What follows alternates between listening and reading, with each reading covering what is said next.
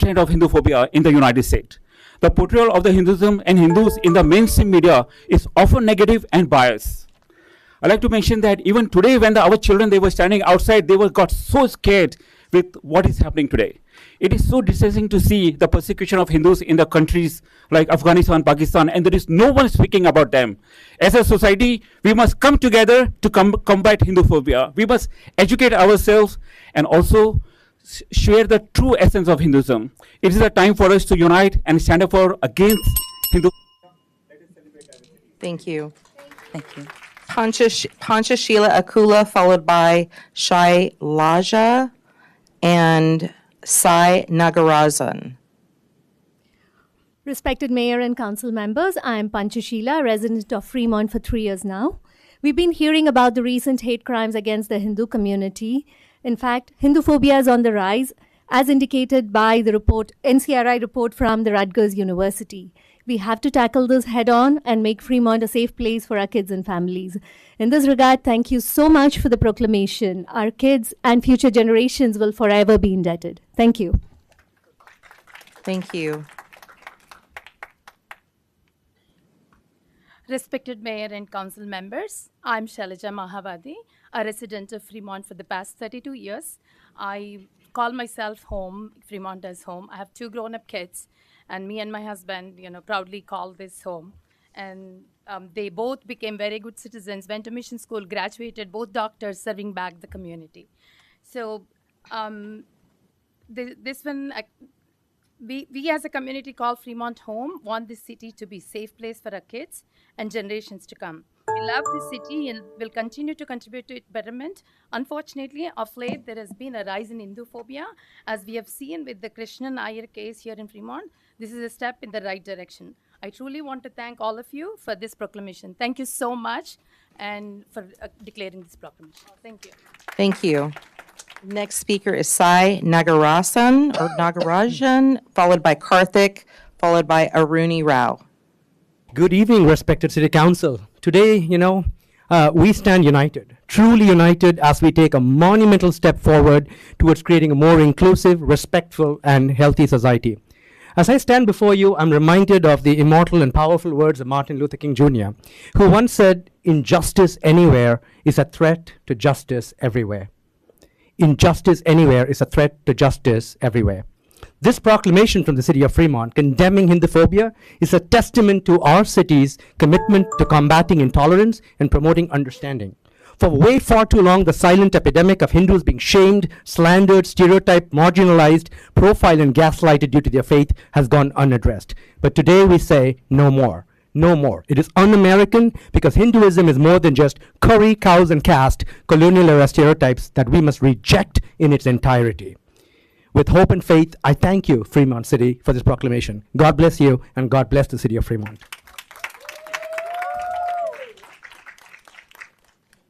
Karthik?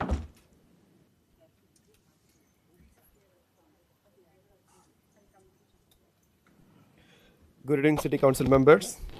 What took place in the City Council on April 18, 2023 is very unfortunate and against the principle of American democracy. It is clear that your entire council is hoodwinked by the Hindutva lies. The aim of this proclamation is to recognize Hinduism. I would not be against it. The aim of this proclamation on Hinduphobia is to legitimize the politics of hate and hate mongering promoted by Hindutva organization, which is named like HAF, HSS, and Kona. These very organizations staged demonstration in Fremont against the BBC documentary, which exposed the murders of 1,000 people overlooked by the Hindutva government in 2002 in Gujarat. Soon, your council will regret this proclamation and condemn this very organization who proposed this proclamation, whose hands drenched in the blood of many innocents. It will happen soon, I promise. Thank you. Next speaker is Aruni Rao, followed by Padma Gopala Krishnan, followed by Archana Nair and Swaroop Chanda. Aruni? Yes, go ahead. Hello, respected Mayor and Council members. My name is Aruni Rao, and I'm a proud Hindu. I truly am relieved and happy that the rising Hinduphobia in this country is finally being pointed out, as even I, in school here in Fremont, have experienced Hinduphobia so many times, and I still am facing that problem. I wear a bindi to school every day, and this is part of our culture, the Sanatana Dharma, and it represents who I am. I am proud to wear a bindi, this dot right here. However, when I wear a bindi to school, I notice that people treat me differently. I feel that there's a lack of awareness around Hinduism. So when I wear a bindi, it feels like I'm lesser than my peers, which is not okay. Sometimes they ignore me or leave me out of their groups and conversations. And to me, this is not acceptable because I am equal to everyone. To prevent things like this from further happening, I'm so glad that this issue of Hinduphobia is being acknowledged by the city. And once again, I want to thank everyone here. Thank you. Thank you. Next speaker is Padma Gopalakrishnan, followed by Archana Nayar. Good evening, dear City Council members. I'm Padma Gopalakrishnan. I'm a 20+ years resident of Fremont. I work in Fremont and I've raised 2 fantastic children in Fremont, and I'm a very engaged member of the community. I don't call myself a diva. I don't call Hindus as rapists. I don't conduct unscientific biased surveys to push my agenda, and I don't ever resort to hate speech. However, I am worried that some people are igniting Hinduphobia and hence endangering my family and the large Hindu community in Fremont for their publicity and personal gain. We frequent the Taco Bell where Krishna Nayan here, who is here today, was subjected to hate speech because of Hinduphobia. Worse things could happen, and it could happen at any establishment, and it could happen to any of us.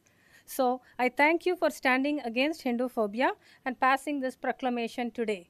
Thank you for your time. Thank you. The next speaker is Archana Nayar, followed by Swaroop Chanda, followed by Deepti Mahajan. Hello, my name is Archana Nair. My speech is quite impromptu, so please pardon any grammatical errors that might follow. I'm a native New Yorker who relocated to California 13 years ago. I'm not new to Hinduphobia. As a matter of fact, I experienced it throughout my childhood, schooling, professional training, and even now. I've had racial slurs hurled at me, trash thrown at me, and people even spitting on me, all due to my Hindu identity. Even though I would like to believe that things might have changed throughout these years, as well as people's mindsets, unfortunately, they still remain the same. Back in the days, I faced discrimination from mostly European Americans, but now the hatred has spread beyond a single race. Transplanted here from another soil by separatists, corrupt international conspirators, and questionable political ideologists. I do not want my children or their children to go through the same trauma that I went through. I want them to experience the American dream just like everyone else in this country. Thank you. Thank you. Swaroop Chanda. Thank you, council members, for giving me the opportunity. Thank you, Mayor Lily May, for bringing up growing epidemic Hinduphobia. I'm here to express my opinion on growing Hinduphobia, largely because of misinformation and proposals like SB 403. Hinduism as a society is inclusive and believes and practices universal acceptance. Please say no to Hinduphobia. SB 403 falls in this bucket. This is purely based on prejudice and unscientific data and agenda against Hinduism. Say no to SB 403 and say no to Hinduphobia. Let us work together to make our city safe. Thank you. Thank you. The next speaker is Deepti Mahajan, followed by Rishi Nair, followed by Achintia Fai. Thank you so much, City of Fremont. My name is Deepti Mahajan. I applaud the proclamation we received today condemning Hinduphobia, and it is much appreciated. I have small school-going kids, and after what we have witnessed in last few years with the rising Hinduphobia, hate against us, our God, our customs, our culture, our religion, which is the basic right for us as citizens of America. We teach our kids this world is one big family. While what we experienced outside this city hall today where the kids with me were pushed around. It is a small example of what I'm scared of and that my kids will experience growing up here. So thank you so much. Thank you. The next speaker is Rishi Nair, followed by following Rishi is Achintia Vai.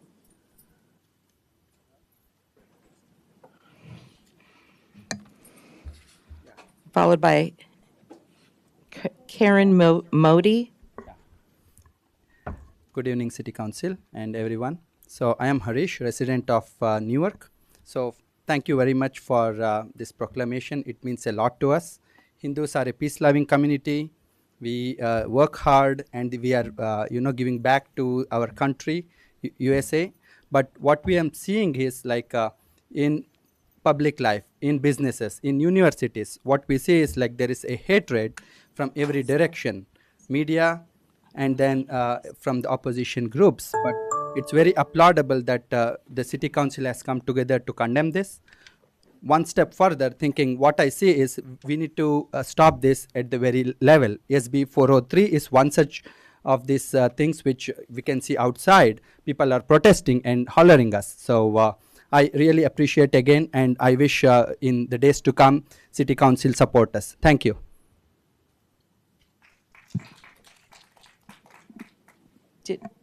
Did Rishi Nair come up already? Okay. Okay. Hello, everyone. Today, I want to talk to you about a very important issue that's affecting thousands of people in America, and that's the issue of Hinduphobia. It is the irrational fear or hatred towards the Hindu religion and its followers. This kind of hatred and prejudice is not only harmful to the individuals who are targeted, but it also threatens the fabric of our society and the values that we hold dear. Hinduphobia is bad for several reasons. First, it goes against the very essence of our democratic and pluralistic society, which values diversity and tolerance. Our society, which is based on the principle of equality, and we cannot allow any form of discrimination or hatred towards a particular group or community. By promoting Hinduphobia, we are going against the great values that make our society great. As we can see, as the incident Taco Bell, that hate towards Hinduism should not be tolerated, and it's very out of it should not be said at all. And secondly, Hinduphobia is harmful to the mental and emotional well-being of individuals who are targeted. People who face discrimination and hatred because of their religion can experience stress and anxiety.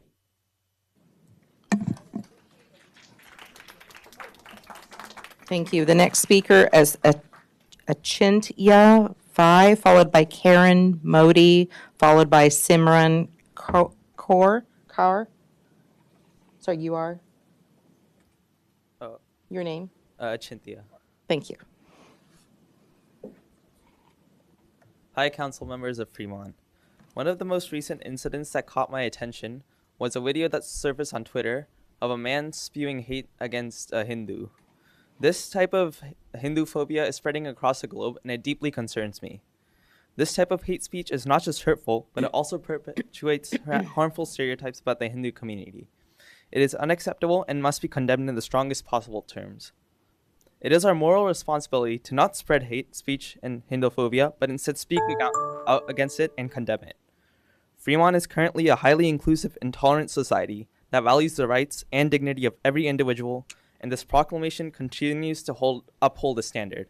I would like to thank all of the members of the council for upholding their moral responsibility and standing with us and continuing to condemn hate speech and halt Hinduphobia. Thank you. Thank you. Next speaker is Karen Modi, followed by Simran Kaur, followed by Regini Kaur, Kaur. Go ahead. Hello, everyone. My name is Karan Modi, and I'm a sophomore at Irvington High School. Hinduphobia is real. It is a devastating problem that adversely affects the hardworking Hindu-American community in America and all over the world and is against the Constitution. Hinduphobia directly violates the Pledge of Allegiance, which we all take everywhere we go with passion and pure of heart.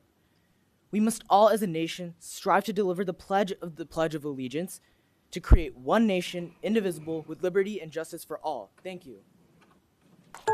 Thank you. Simran Kaur, Kaur, Simran.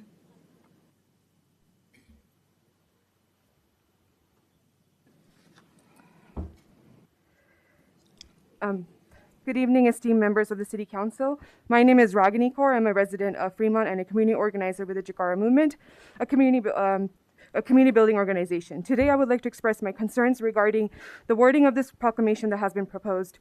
Specifically, I would like to bring your attention to the term Hinduphobia that is being used in the proclamation. Scholars from reputed universities such as Rutgers, UCLA, Berkeley have all questioned the use of this term. It is being pushed by the most extreme and right-wing Hindus groups in India to stifle legitimate criticisms of the Indian government's atrocities against ethnic and religious minorities. While we support the intent of the proclamation, we believe that the current wording denigrates others. For instance, the line about the registration in the Senate and the reference to the Hinduphobia excludes Dalits and other Indians from the protection that the proclamation seeks to provide. Therefore, I urge the City Council to pass a proclamation, but with the removal of the statement about Hinduphobia and SB 403. Instead, we should focus on language that is inclusive and non-discriminatory. To illustrate my point. Thank you. Simran, last call for Simran Kaur, Kaur. She's outside. Dakshada Talakar, followed by Dilip Amin, followed by Rashesh.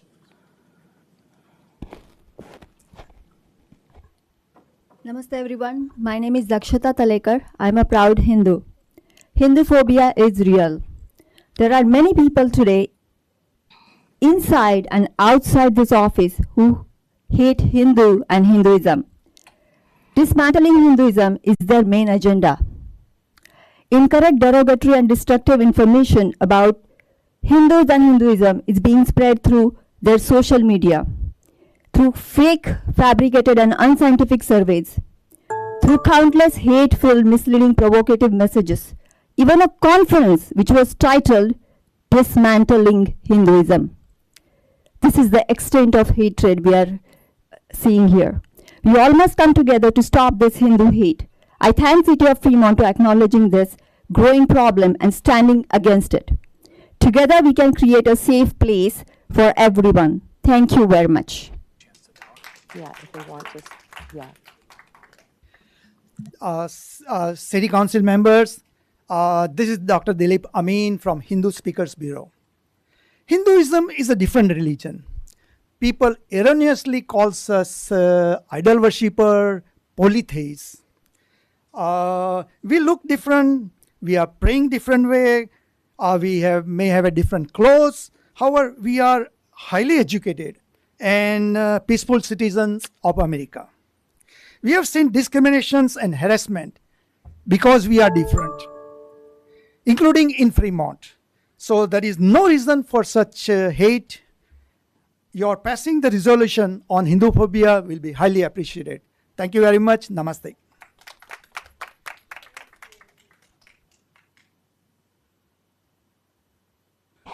Hello, Mayor Lily and all the council members. My name is Rajesh Konangambarbat. I am a 24-year resident of Fremont. I come from a culture that says Vasudeva Kudumbakam, which means world is one family. And yet when I came here, we saw in multiple places discrimination against Hinduism, and many of it due to their misunderstanding of what we represent. Our books, my kids come from school and say, okay, this is what is being taught about Hinduism in your classes, and I have to tell them, no, this is not the correct thing, and they have to actually go and talk to the teachers to fix this. So, and we are, today we saw a couple of, we are very thankful for the city of Fremont to have come up with this proclamation on Hinduphobia, the very reason for it. I think some of the speeches here itself showed the amount of hate that is there against Hindus here. And we hope that this proclamation will lead to much better understanding of the issues faced by Hindus here, and then we can work to protect our community and have a inclusive community for all in the city of Fremont. Thank you. The next speaker is Arun Romani, followed by Anushka, followed by Anuj, A-N-U-J, and Anuj. Arun Romani, Anushka.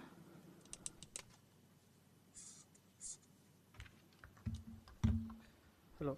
Respected Mayor and Council members, I'm Arun Romani, a longtime resident of Fremont. I would like to express my heartfelt gratitude to you and the entire City Council for your recent proclamation against Hinduphobia. As an Hindu American, it means a great deal to me and my community and my children to see our voices and concerns being heard and recognized. The rise of Hinduphobia in recent years has been deeply concerning, and it is heartfelt to see local leaders taking a stand against it, against this form of discrimination.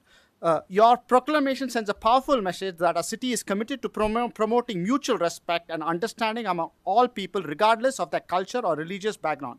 When I look at this room, I see progress, but also possibility. The possibility that we will rise above our perceived positions, prerogatives, and partisan profiling to truly espouse the spirit of our nation.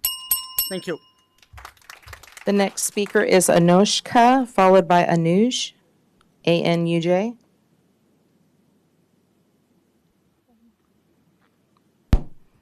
Hello, my name is Anushka Modi. Good evening, everyone, and thank you for identifying Hinduphobia here. Hinduphobia is a problem here in the U.S., Fremont, and all over the world. People come under as different names and like false identities just to target Hindus. And I myself, a middle schooler, have seen Hinduphobia in my school and racial slurs and other bad things. An example right now can be how we were pushed and loud voices of hate outside targeting and intimidating us just because of being Hindu. I, as a Hindu American, have faced hate and lost a lot of hate for being Hindu. This is why Hinduphobia does exist, and more action should be taken. Thank you. Thank you. Anuj, A-N-U-J, followed by Nitesh Singh. Hi, my name is Anuj. Hinduphobia is real and it is rising across the US. We are facing many discriminations and getting harassed on a regular basis. Despite all these things and activities which are happening against Hindus, so which can bring the moral of anyone down, Hindus are still contributing to the society to the fullest. I would like to thank Fremont City and the council members for noticing the ongoing activities which are happening against Hindus and issuing a proclamation for condemning Hinduphobia. Thank you. Nitesh Singh.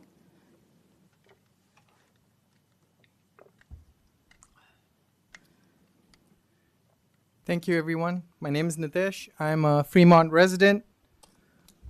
I want to thank the City of Fremont for recognizing the problem of Hinduphobia.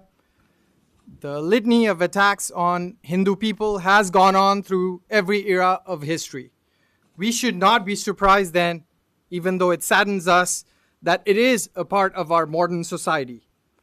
Hinduphobia remains a very serious problem, and it seems to have worsened over the last decade in terms of both nonviolent, minor problems, incidents, as well as escalating into violent incidents.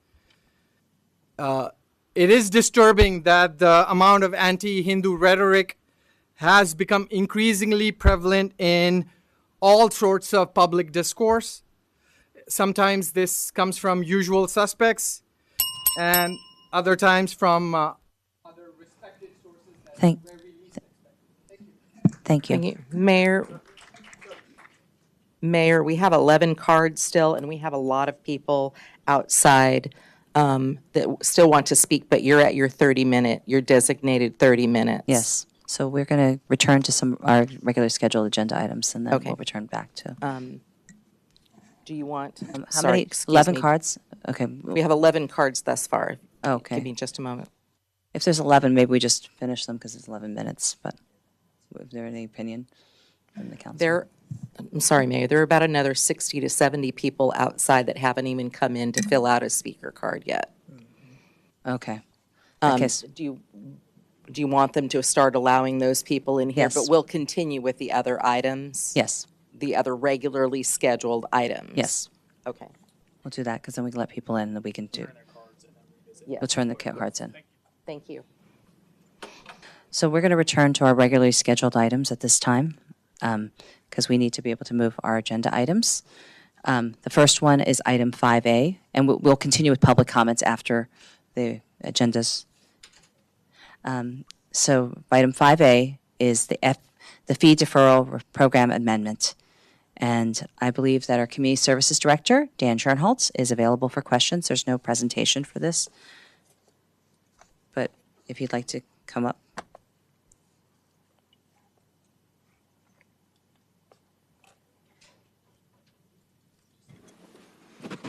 Thank you, Madam Mayor. That's correct. I don't have a presentation tonight, but I'm happy to answer any questions council might have. Okay. I'm looking to see first if there's any clarifying questions from the council. This is in regards to the development impact fees and municipal code to allow the changes that we've previously reviewed. Are there any comments or motions to either question? I guess first I have to ask for questions from council members. Madam Mayor, one thing I would like to note is that the staff recommendation calls for adoption of the ordinance, and that should really read introduction of the ordinance. Okay. We'll have a second reading for adoption. Yes. So just to clarify, this is for the introduction. And seeing no questions, Councilmember Cox, do you have a question on the ordinance? No, I didn't have a question. Okay. Next, I will open the public hearing for this item 5A. So, I was just going to move it forward. okay. That's all. Are there any speakers on this item, item 5A, which is the fee deferral program? We Okay. have not received. Seeing none, I'm going to move forward and close the public hearing for the fee deferral program amendment. Are there any other, is that, you just wanted to move it? I'm sorry, Mayor. We don't have any hands, but can you call the public hearing again? Anybody who's currently on Zoom that wants to speak on item 5A, please raise your hand. Which is the fee deferral program amendment. In Zoom. In Zoom, yes. Okay. There Thank are you. no hands. I just wanted to make Yes, sure. thank you so much. So I'm going to close the public hearing, and I see the hand raised from Vice Mayor Cox. That's correct. Did you? I would like to make a motion to move forward Okay. with the adoption. We have a motion. Do we have a second for the? I'm sorry, it's the introduction of the Introduction, ordinance. yes. Sorry. It's The introduction of the ordinance. Thank you. Okay. Does Raphael need to read the? Yes. Read the ordinance for an introduction? Yes, you will need to make a verbal correction. I think that was for the introduction. But I don't, Raphael, City Attorney, would you like to read the ordinance or? I don't see him. Mayor, I'm sorry. I don't mean to interrupt, but there's a motion. There hasn't been a second. Okay. So I'll second for the sake of continue the conversation, Thank you. please. Thank you. So, City Attorney Raphael, would you make the, read the title of the ordinance? Yes, of course. Thank you, Mayor, and good evening, Mayor and Council. For introduction this evening, the title of the ordinance is An Ordinance of the City of Fremont amending Title 18, Planning and Zoning, Chapter 18.290 of the Fremont Municipal Code to allow market rate residential development projects to defer payments of fees for up to 18 months and making findings of CEQA exemption. Thank you, Mayor. Thank you. We have a motion by Vice Mayor Cox, a second by Councilmember Campbell. Please vote.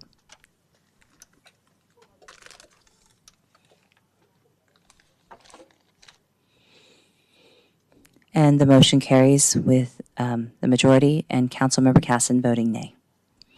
Thank you. Next on our agenda this evening is item 6A, which is to consider the adoption of the Urban Forestry Management Plan.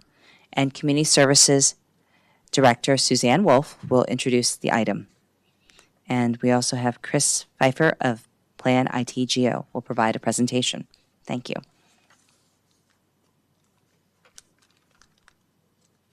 Planet Geo.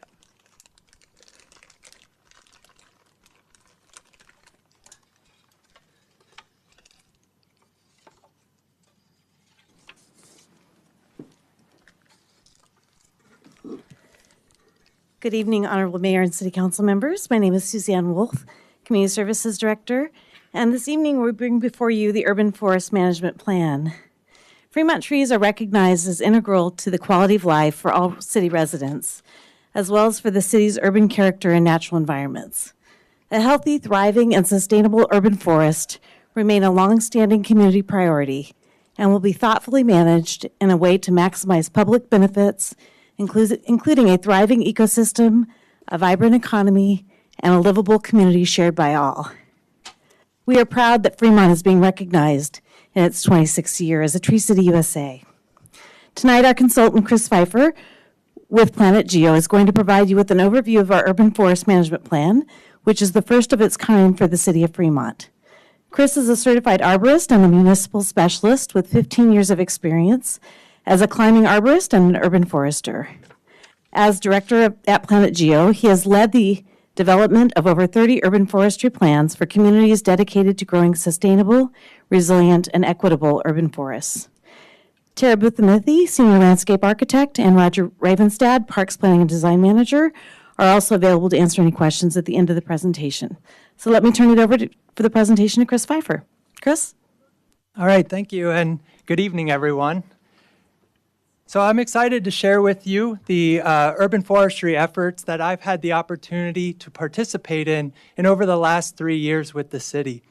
And my presentation, if you go to the next slide, will cover these 5 topic items.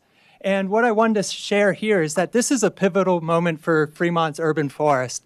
The city has conducted one of the most comprehensive analyses and planning efforts for its urban forest based on my experience and understanding and seeing what's done in the industry. And so with these topic items on the agenda, we'll get into the presentation on the next slide. So the slides that I'll be presenting on build up to these goals that were developed for the management plan. And these goals were developed with analyses, benchmarking, internal and external engagement, and they align with a holistic planning approach. Next. So before we were able to draft these goals for the canopy, we had to get an understanding of the current extent of the urban forest and the opportunities for expansion.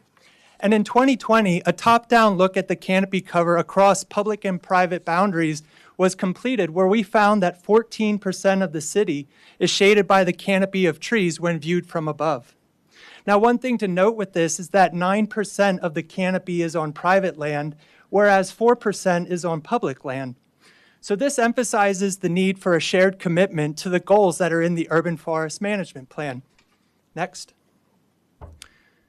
To achieve these goals, the city now has an interactive online GIS tool to view the extent of tree canopy cover across different boundaries, and it's available on the urban forestry webpage of the city. So with this tool, we're able to look at areas that have low tree cover, and so this is looking at Council Chambers area as an example, but then we can look across the city at different priorities, such as areas that are underserved in terms of community populations and urban heat. We can also take a look at what it would take to increase tree canopy in those priority areas. So this example here looks at, as a hypothetical scenario, how many trees would be required to bring those priority areas to 20% tree cover? And we find that it requires 6,000 trees, and that the future benefits of those trees, there's one example that by planting 6,000 trees, there will be 800,000 pounds of carbon sequestered. So you can see how this supports underserved communities, addresses things like urban heat, and looks at the addressing the effects of climate change using this canopy data.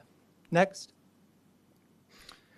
The city also completed a bottom-up approach looking at the urban forest by conducting a citywide public tree inventory, and it's one of the most comprehensive inventories of public trees in the region. There are over 77,000 trees that were inventoried tree by an arborist who collected information on things such as species, condition, maintenance needs, and size. And now one thing to note with this data is that these are all public trees that were inventoried, but 70% of them are street trees that are the responsibility of the adjacent property owner to maintain. So this goes back to that shared commitment and the goals in the plan about community education, outreach, and engagement to achieve sustainable urban forestry. Next. Now, one of the most exciting things to come out of this project is that there's this online tool to view the 77,000 trees across the city. And the city can use this to manage the data and look at trees and priorities and programs. But now this is also available at the fingertips of the community.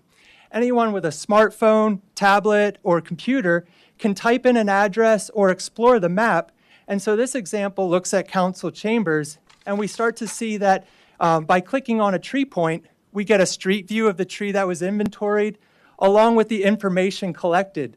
So the tree out front is a sycamore. It's a 20-inch diameter, and it's providing nearly $17,000 in asset value. This information is available on the city's website, and every tree has the ecosystem benefits calculated. So the trees that are adjacent to property owners that they maintain, they can see the benefits of the maintenance practices and how it supports other goals in the city, such as climate change, air, and water quality. Next. Now, these public trees and the entire urban forest provide benefits and services such as the ones listed on this slide. And the overarching goal of the management plan is to maximize those long-term benefits of trees, both sustainably and equitably. And on the next slide, we talk about how we quantified those specific benefits of the public trees. Those 77,000 trees, when we apply research to the data, provide nearly $7 million in ecosystem benefits annually to the community. And also, we look at the asset value, the structural value of those trees, which equates to nearly $500 million. Now, one thing with the research, it shows that for every dollar invested in a community tree, there's a $5 return on your investment. And trees are one of the few infrastructure that increase in value over time.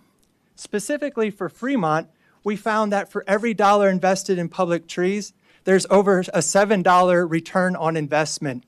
And so by implementing this management plan, we can sustain these benefits for the long term. Next. So in order to maximize those benefits that I shared, we developed this timeline for the project beginning with the research and analysis phase in 2021. And that's where we conducted the analysis of data and benchmarking. And then over a course of a year, we conducted internal and external engagement and outreach. And these efforts led to a shared vision with strategies that address shared priorities across the city. And that led to the drafts and to the final development of the Urban Forest Management Plan. Next. So expanding on the engagement component, because that was a huge part of this project. Internally, we had a team of 10 from the city departments representing 3 different departments, 25 staff interviewed. We presented to Recreation Commission, and as far as external engagement, we started off with a messaging campaign, had a project website, meetings and meet and greets, as well as polls and statistically valid surveys to gather input and feedback. And all of these efforts were in order to develop this shared vision around trees in the community. Next. So I wanted to expand a little bit on public comment as we drafted the plan and met with the Recreation Commission and the working group. We heard a variety of feedback and input, some related to the status of other urban forestry projects. There was an emphasis to plant more trees, but also to staff the program adequately for the expanding urban forest. There was also an emphasis on creating partnerships, this shared commitment to grow the urban forest, as well as having a strong foundation of ordinances and policies around trees in the community. And lastly, we heard about the recommended tree list that was in the management plan and how to make some updates in order to ensure trees survive and thrive in changing climates. Next. So there are a lot of challenges facing the trees in Fremont ahead of into the future. But one thing this planning effort uncovered was the number of strengths around the urban forest in Fremont. We see a wide diversity of tree species as well as the substantial benefits of trees that I discussed earlier. Specifically to the program, there's an urban forestry program where not every city in California has a program. And the community, we heard a lot of different strengths around the support. They're vocal and active, and they're supporting this effort. And that the city has been recognized as a Tree City USA for now 26 years. And lastly, this urban forest management plan is the first ever plan for the city around the urban forest. And it developed this shared vision with strategies that are supported by staff, stakeholders, and the community. Next. So this urban forest vision in the management plan, it looks to maximize those long-term benefits, both sustainably and equitably, and that it emphasizes that a healthy urban forest creates a healthy community. And to support this vision for the urban forest, there's this overarching goal to increase tree cover by 10% over a 40-year time frame. Now, this 10% increase would occur on both public and private land. So this is going back to that shared commitment to the urban forest. And you'll see in the plan there are strategies and actions relating to community education and engagement to achieve these lofty but attainable goals. Next. So all of that effort with engagement, analyses, the development of the canopy goals led to these drafting of the goals in the management plan itself. And as I mentioned, these goals apply a holistic planning approach to urban forestry, beginning with managing trees as a city asset. We then also develop goals around growing a sustainable urban forest and strengthening the programs around trees in the community, and also preserving the existing 14% of canopy, and then building those community partnerships, relationships, and programs to support all aspects of urban forestry in the city. Next. And so with each goal, there are strategic actions that are smart, that support the goals and the vision of the urban forest management plan. And they're organized by short, midterm, long-term, and ongoing actions.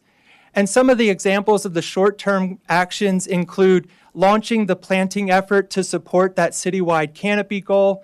It includes developing a communications plan for the public. And some of the longer-term goals include scaling up those plantings over time, looking at addressing strategies and programs around storm preparedness, growing a resilient urban forest, and really strengthening those partnerships to achieve that 40-year goal of 24% canopy. Next slide, please.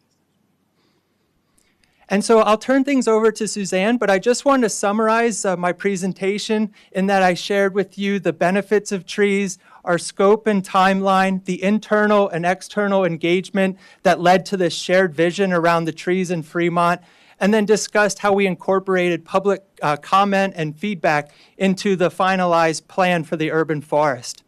And so with that shared, I'll turn it over to Suzanne to talk about the completed and next steps. Thank you.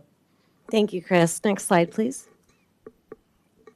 So before you is our recommendation to find that the urban forest management plan is exempt from the requirements of CEQA per the guidelines stated in the staff report, and that secondarily to adopt a resolution adopting the urban forest management plan. With that, we'll take any questions the City Council may have.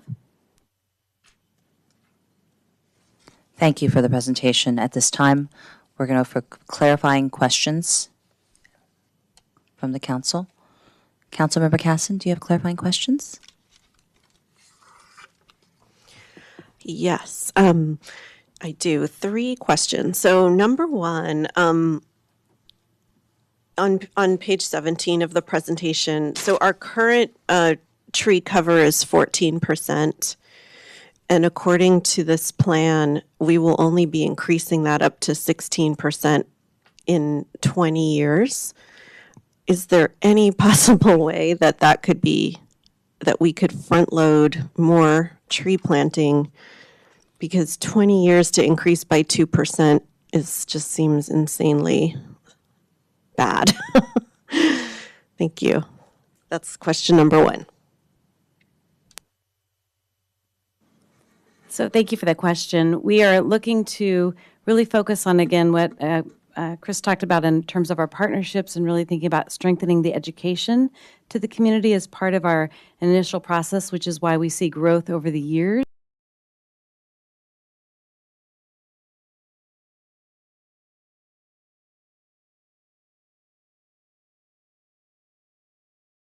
Growth really will take education and that's why we see a growth model that increases in the future as we initiate the initial growth of our community projects and plantings, we do have a grant that allows us to plant 1,000 trees next year. I mean, over the next 3 years, we'll be planting 1,000 trees, but we're really looking to grow that as we move forward in a way that the community really buys in and has a lot of community partnerships that we can grow with it and educate and achieve those goals together. Okay, I didn't really feel like I heard an answer to the question whether it could be expedited. I mean, why can't the plan be more ambitious? I mean, I understand there's maybe a desire to do everything we can, but approving a plan with such a minimal impact over 20 years, it's hard for me to be excited about that. Yeah, as Suzanne said, this is looking to scale up over time and build those relationships because a lot of the available space to plant trees is on private property. And I also mentioned how street trees are the responsibility of the adjacent property owner. So we want to make sure that the investments into trees are sustainable and for the long term. And sometimes with robust planting goals, they're just put in the ground without the post-planting care and the long-term maintenance involved. So then we worry about the health and condition of those trees. And so the idea is that to start gradually working with how the programs operate to get the project and planting launched. And then from that period on, you'll see it scales up dramatically after a number of years, and that's with the implementation of some of those other strategies in the plan.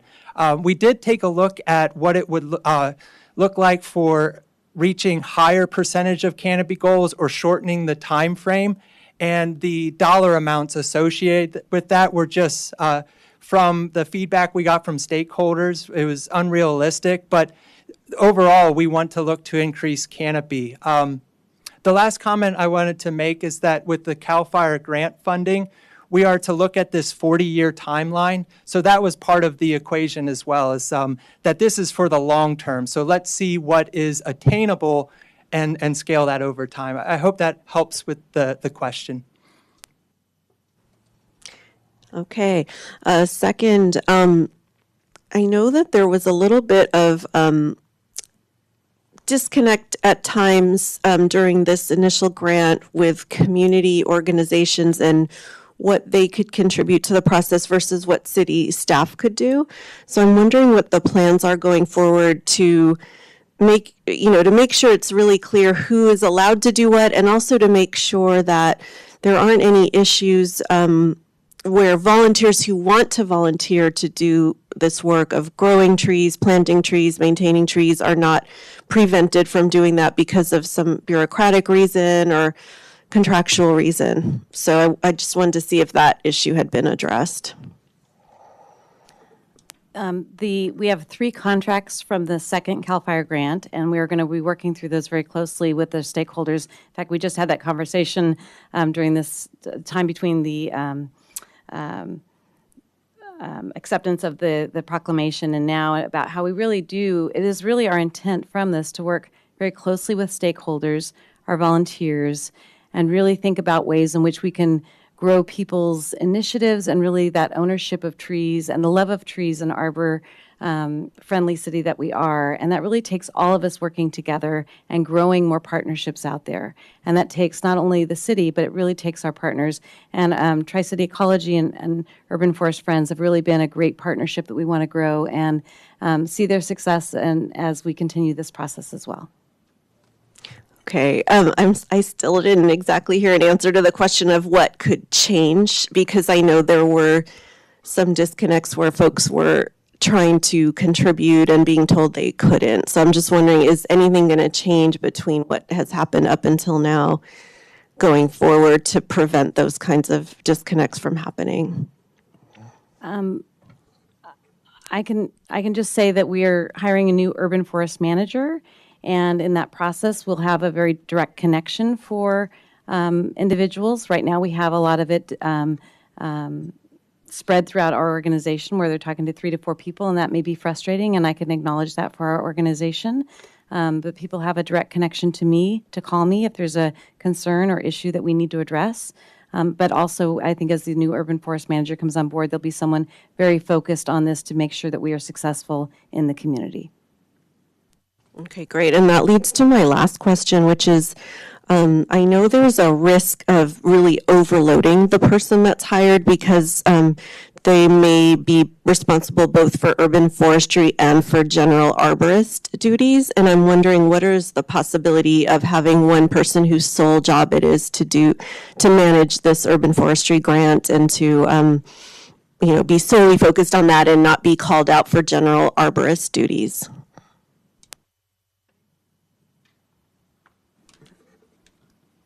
The goal is to really find ways to be really creative with the staff that we have and make sure that we are, for example, during the storm process, we had many of our staff, all of our park staff, we have 33 staff that were working on tree issues during that time. So we have a variety of folks that are working on urban forest issues at any given time in our organization. And so the goal is to really meet the outcomes and objectives of our program and making sure that those are achieved. Our commitment is to making sure that we meet those outcomes and objectives, and I think our staffing plan that we have moving forward would really meet those objectives effectively.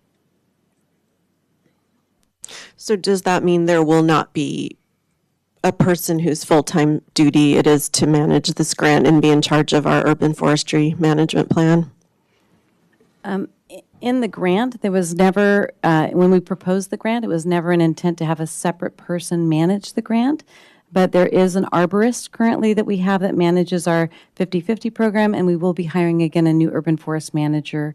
And with those two positions, we believe that we will be very successful with our existing staff. Again, the folks I mentioned that are in the audience with us this evening, as well as others throughout our park system, have been very successful at working through all of the issues, and we are very committed to continuing that.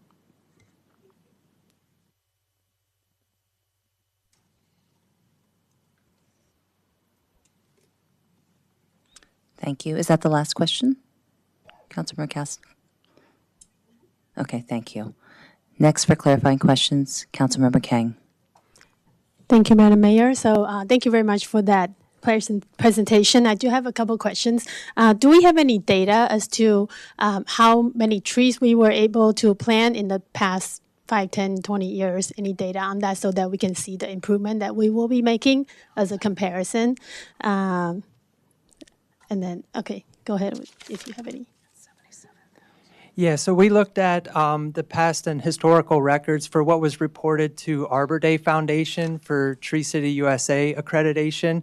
And I have to look back at the numbers again, but what I will say in the early stages of planting to reach the canopy goal, it's 800 trees per year, and that's slightly increased from what was reported for Tree City USA. Now, there are different ways in how you report tree plantings. There are the street tree planting projects, there's plantings by partners, there's plantings by development projects, but we were looking solely at the street tree plantings, and then that was somewhere in a little over 500 trees, and then we build up from that.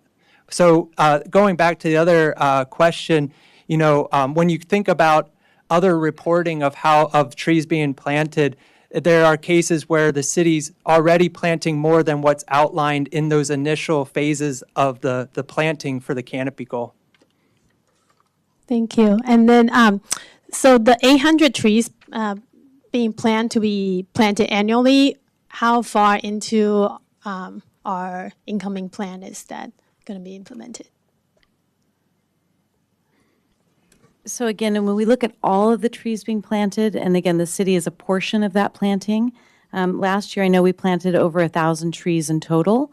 And so our goal is to exceed or meet or exceed the goals that we set. But again, that really does include our community partnerships and stakeholders to grow that educational value so that we can add more trees into the inventory over time. The city is a small portion of that overall goal. Great, thank you. And my last question is that I know that we often receive a lot of requests or questions regarding, like, people are still not fully understanding that the street trees are their responsibilities, and is there any funding that we have allotted to help those who may have financial difficulties to maintain their trees? So we currently have a 50-50 program, which is what we currently have today. And again, as we look through our ordinances and moving forward, we can always evaluate where we are for additional stress on individuals or families. But currently, we have a 50-50 program to support families that would like to receive 50% credit towards their street trees. Got it. So so I was asking, people who need additional financial help, because even with the 50-50, it's still, a significant expense that people have to, spend. So if we have those available for the people who are, lower income or, have a hard time paying that fee to maintain their tree, I think it would be very helpful. Thank you. Thank you for clarifying questions. Next is Councilmember Cox or Vice Mayor Cox. Thank you for the presentation. I like seeing all that green away. I did have a couple of questions. One is you had mentioned about expediting the hiring of the urban fostery position. Are you in the final stages is what I'm hearing with the candidates? And will that position be supported or supplemented with the grant? Or is that full-time on the budget of City of Fremont? The urban forest manages a full-time position that is generally funded, and we're in the hiring process right now. Okay, and when will that close, or how can we help get the word out to get candidates? Or yeah, the position has closed, and we're in the beginning of the interview process. Okay, just wanted to double check on that. Thank you. On the other part, as we're talking about the hitting the magic number, because we got a score of 72 out of 100 in the rating for our tree score, and would like to try to get into that, move into a higher range.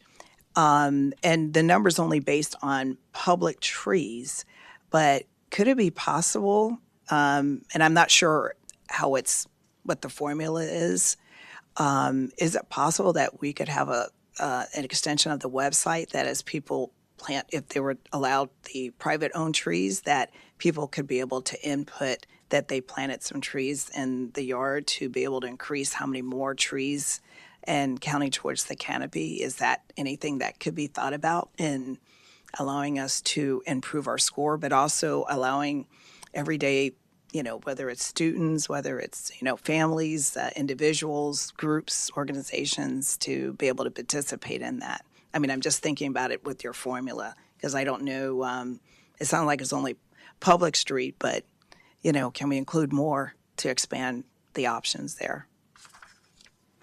Yeah, so one thing to note is there is a score of 72 out of 100 for the tree equity score report, and that looks at canopy cover and socio-demographic data as well as surface temperatures, and these planting efforts are supporting increasing tree equity by different census block groups. And so the idea is that those planting numbers over the 40-year period align with addressing tree equity across the city.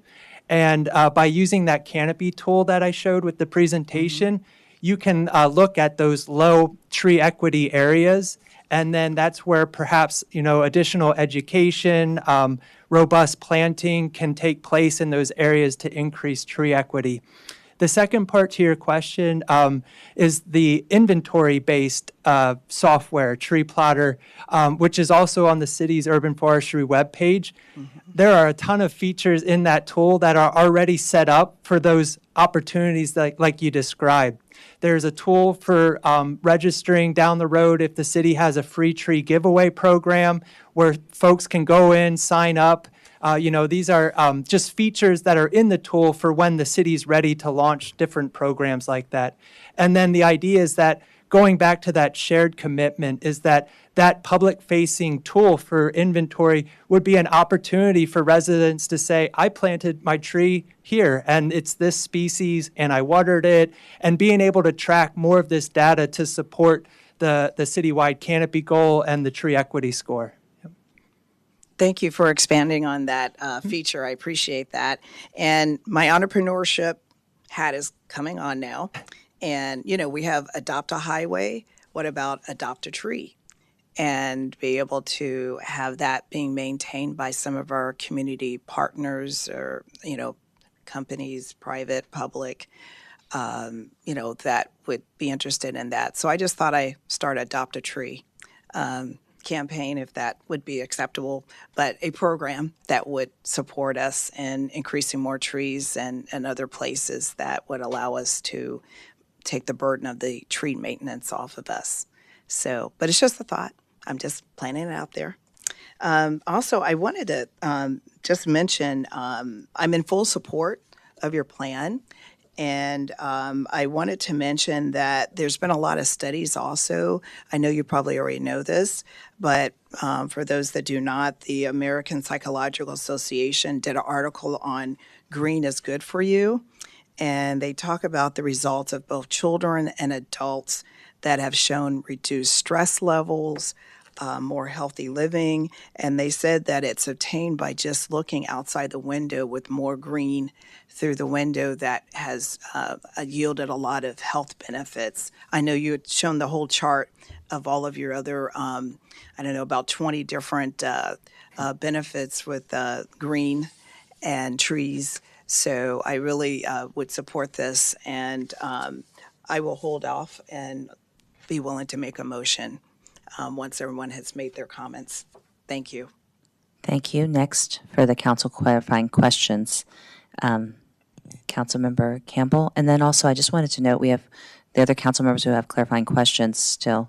And then we are overdue for a steno captioner break because it's been over an hour and a half. So we need to make sure to give them breaks. So if we can just finish the clarifying questions, and then we have several speaker cards first from the public before we can before we proceed. But Councilmember Campbell? I just got one quick question, well, two actually. For the 50-50 plan, I didn't see whether or not that was for planting and preventive maintenance, or is it just for planting?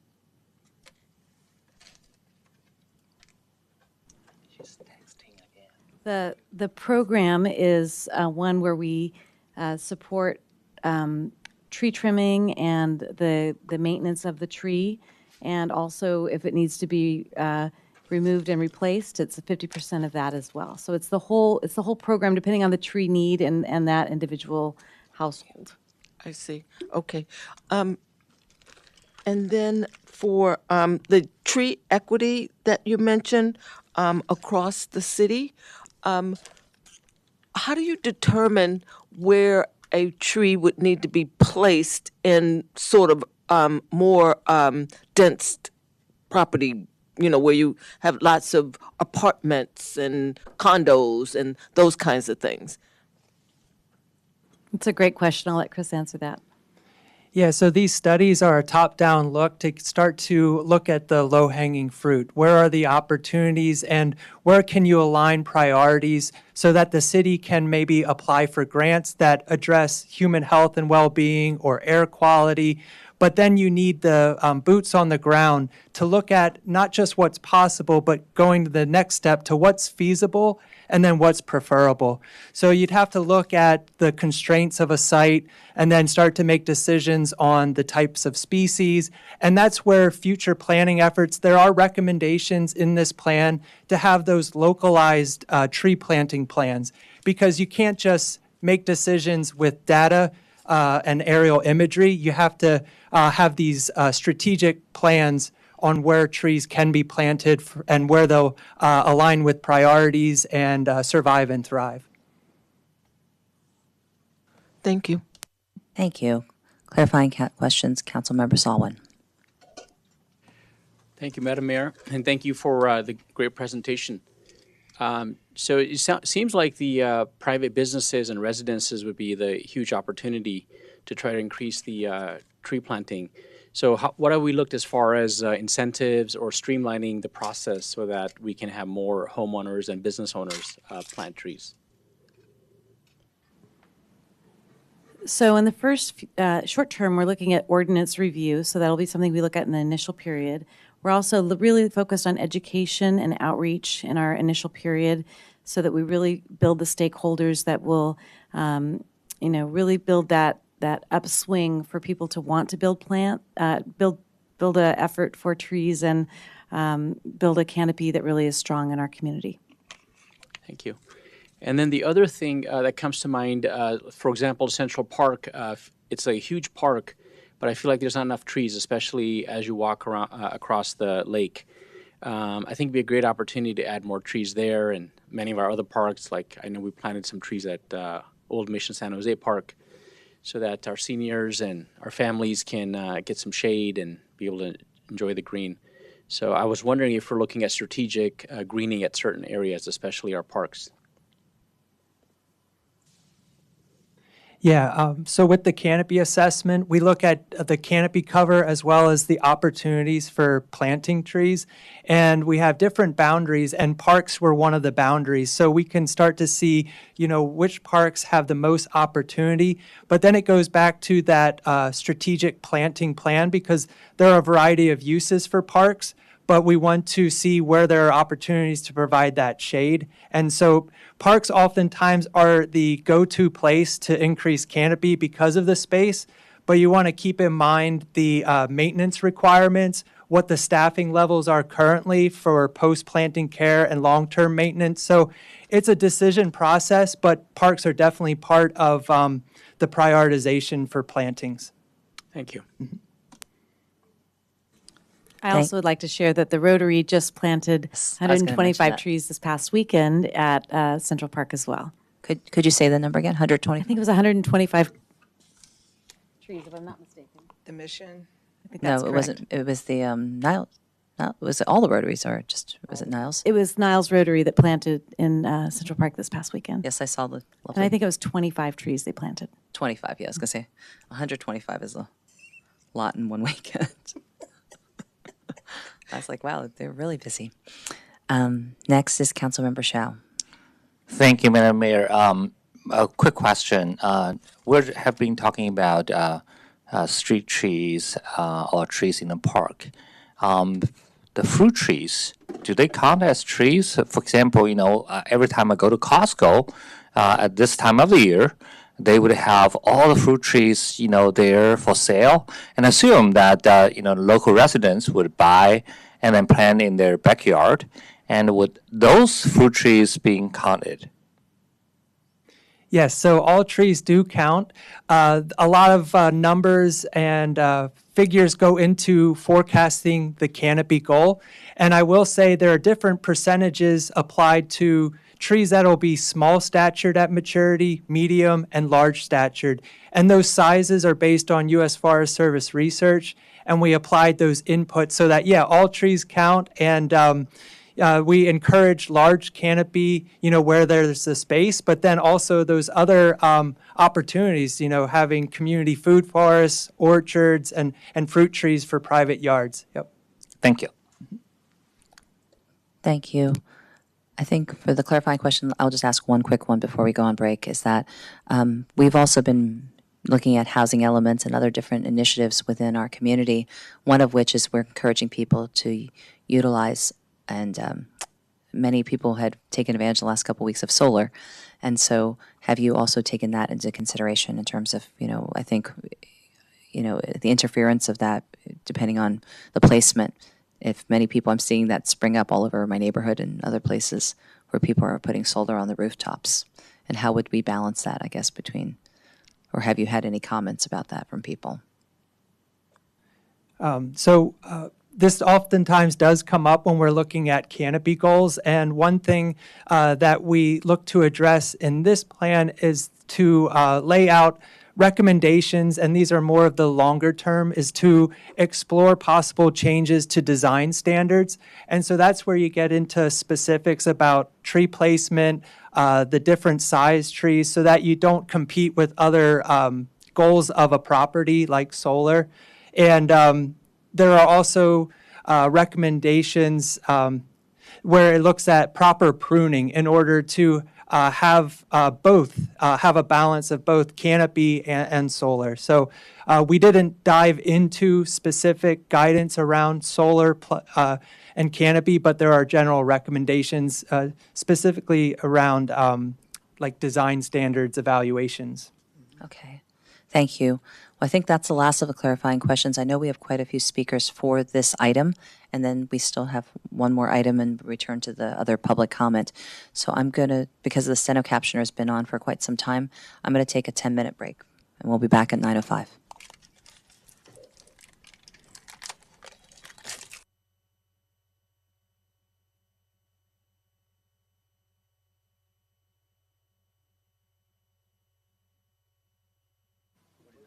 She's saying something?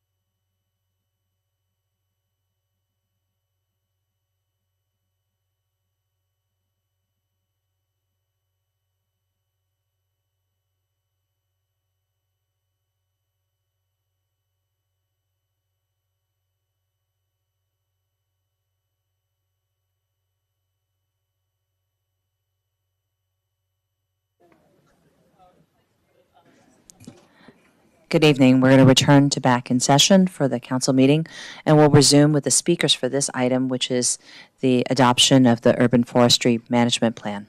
And I believe we can start calling the speakers for this item, please.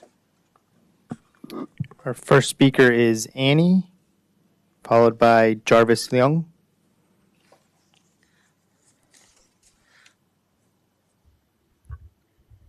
Before I begin, how long do I have for this item, Ms. Mayor?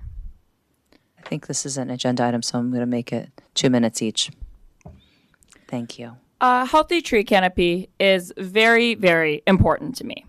I have a nice, beautiful tree in front of my home, and every spring it blooms. Every summer I see pink flowers, and every fall they fall away. And that tree provides shade for children walking to school, provides a place for young children in our neighborhood to play, and undoubtedly provides a community benefit. But I know that not everyone in our wonderful city has this. We need to plant a whole bunch of trees, as our urban forest management plan tells you. And to plant these trees effectively in order to combat climate change, increase equity, and give more of our neighbors the opportunities similar to the ones that I have had, we need appropriate city staff dedicated to this endeavor. And to that end, while I urge a yes vote on the Urban Forest Management Plan, I also urge the hiring of 2 staff members. One is an urban forest manager, and the other to handle associated grants and other day-to-day back-end infrastructure, as these 2 roles are distinct and too much for one person to reasonably handle themselves. I also urge prudent planning, such that the Citizen Forest Academy, or the Citizen Forest Academy, can begin this August and be underway to take advantage of the 2023 planting season. Our city, it looks, is headed in the right direction on this. So vote yes and continue to improve Fremont's tree management plan with appropriate city staff, with a prudent and fast Citizen Forest Academy, and with other associated changes that I'm sure more people will describe. Thank you. Thank you. The next speaker is Jarvis Lung, followed by Jan Lemert, followed by Kathy Steele-Sabo. Hi, my name is Jarvis Lung. I'm with Urban Forest Friends. I would like to congratulate city staff and all those involved in getting this point where Fremont has its first urban forest management plan to guide policy for the next 40 years. A lot has been done to set the groundwork for moving in a direction to reverse canopy decline in Fremont and increase the planting of trees and the care of trees in the future. As part of the Urban Forest Management Plan framework that you are approving today, one of the 5 major goals is to, quote, strengthen and enhance community partnerships by engaging and supporting citizen volunteers, organizations, and tree working groups that advocate for the urban forest. Continue outreach and educate the community about the benefits of the urban forest. I urge the council to approve the Urban Forest Management Plan today and to work with city staff and the whole city to accomplish this and other goals in the plan. Thank you.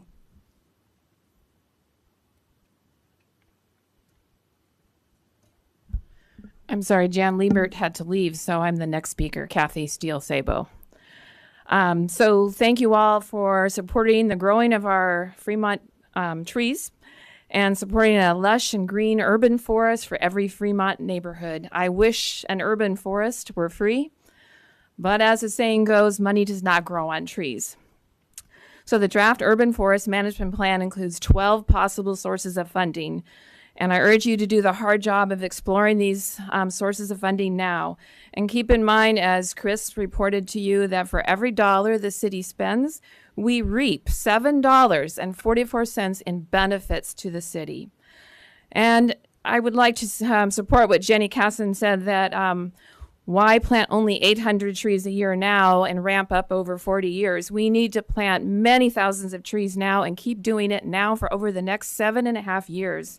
Why now? Because we're facing a climate crisis. And if we don't plant trees now, we won't solve the problem of rising earth temperatures, and it'll be too late for us and our children and our grandchildren. Thank you. Thank you. The next speaker is Lynn Miller, followed by Carolyn Harris. John Hines and Liz Ames. Good evening, City Council. Thank you so much for supporting urban forestry. You voted to match the funds required by CAL FIRE, and you enabled us to come to this point today with a management plan and an accurate assessment of the condition of our 77,000 trees. I really applaud you for this. But in order to maximize the grant funds and to continue to increase our canopy beyond this second grant in the year 2025, we again ask that the City Council consider approving an urban forester position that is separate from the city arborist position that Suzanne's talking about.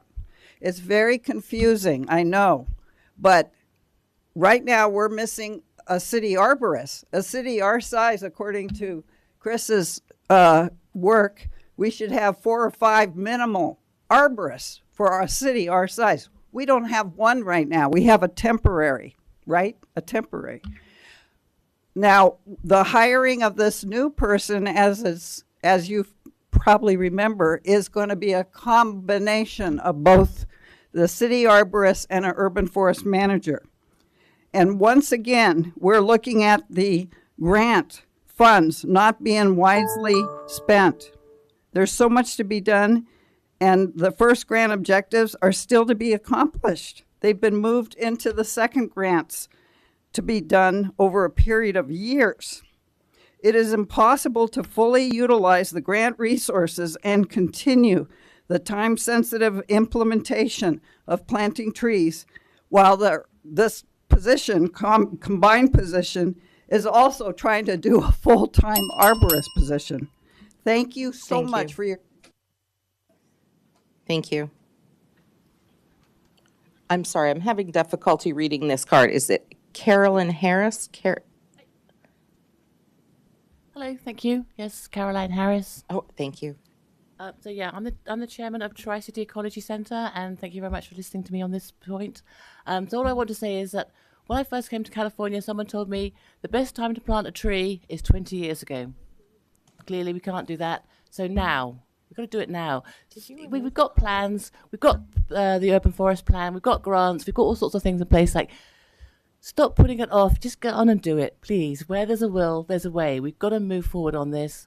So many things that we can come up with as excuses for not doing it, but we've got to move forward on planting trees. Thank you.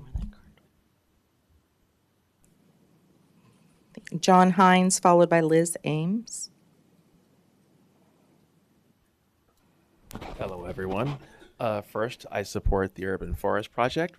When you walk through a neighborhood, a street, a park, a city that's filled with large, mature trees, it produces a really attractive, pleasing effect that cannot be produced any other way.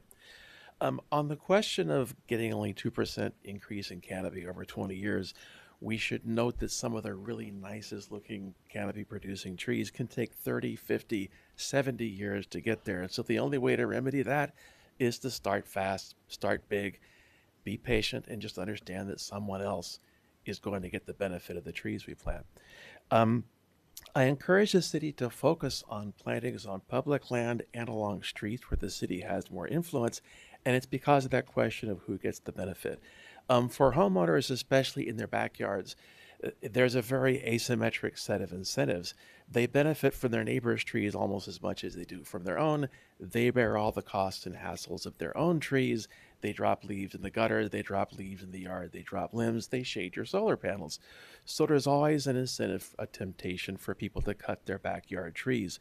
And because the really, really big canopy producing trees take so long to keep that continuity and make sure they do grow to that size, I do think it would be best to focus on trees the city has more influence over, streets and on public land.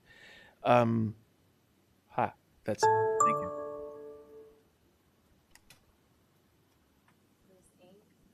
Liz Ames.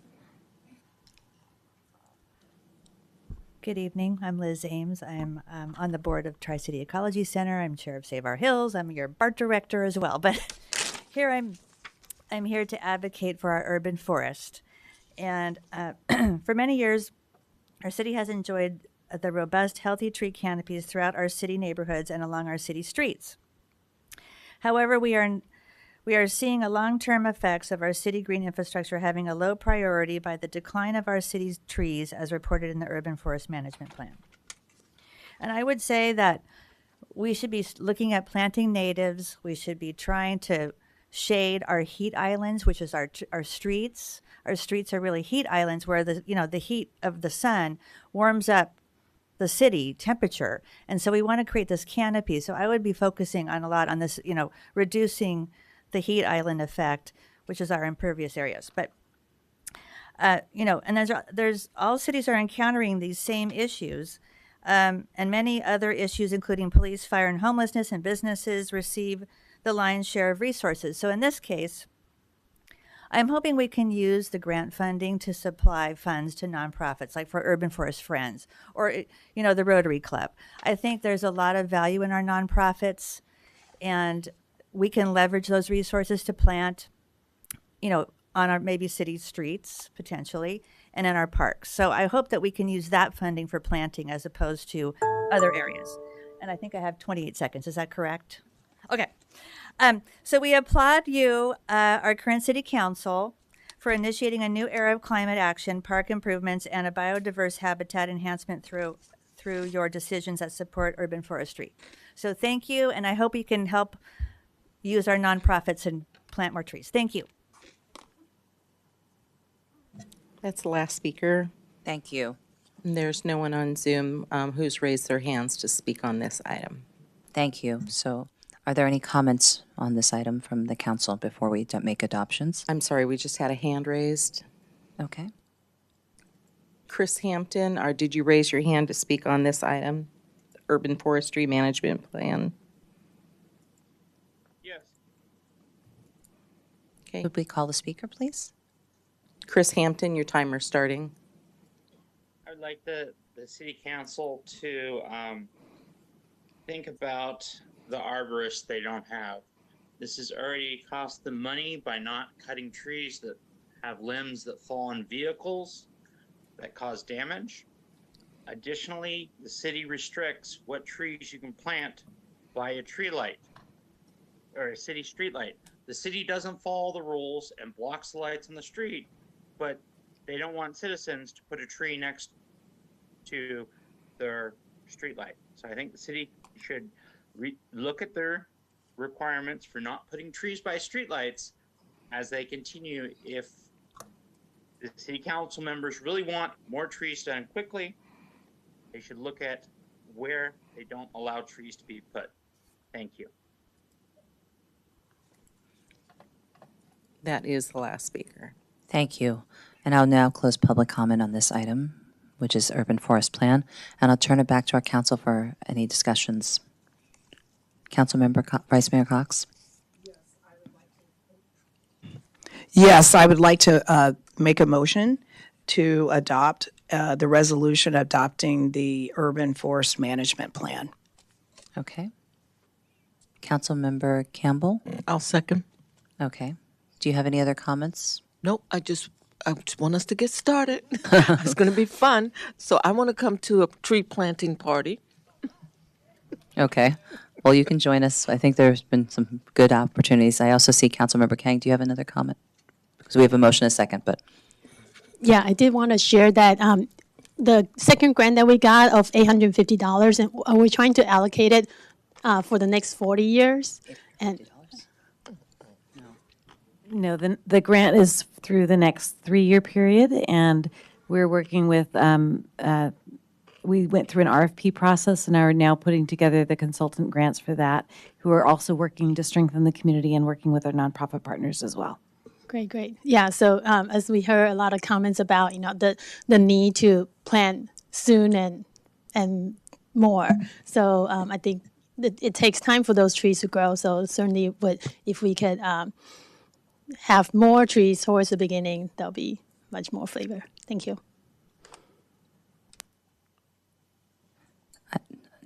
Okay, I was going to say we have a motion and a second, but I wanted to make a quick comment before because I didn't answer a questions or besides that one other general one. But from the perspective, I grew up in Pennsylvania, which is Penn's Woods, and so I truly enjoyed as a child having the trees and the coverage, and probably why one of the reasons green is one of my favorite colors. But I think where we can, I'd love to partner with the community.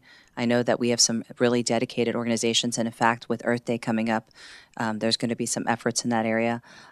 While I don't think there's a call today yet in terms of at least what I'm hearing from the council, other than adopting the plan, to look at additional resources. I'm not against some of that in terms of when we go through our budget planning to look at what are the options in terms of focusing on that. And so it's a balance between the two. I think that when we have a more better view from the top of the trees in terms of once we see our budget and where that's falling, we'll have a better idea of what we can imply to this. But in the interim, I really encourage that we partner. I know that we have a lot of the civic organizations that we mentioned today, whether it's Rotary or other community members.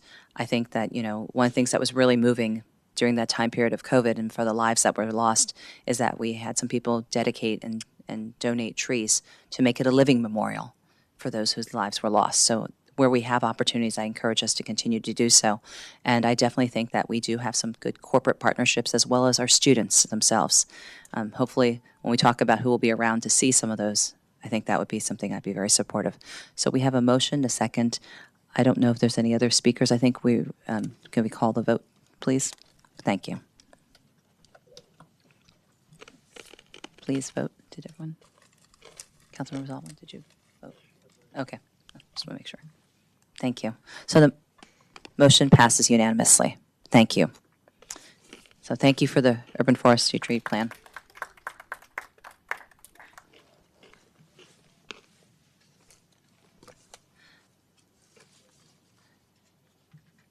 Next on our agenda item is for referrals to appointments to advisory bodies. Appointments. I have a speaker card. Do we have a speaker card on that? Thank you. Yonggang Zhang.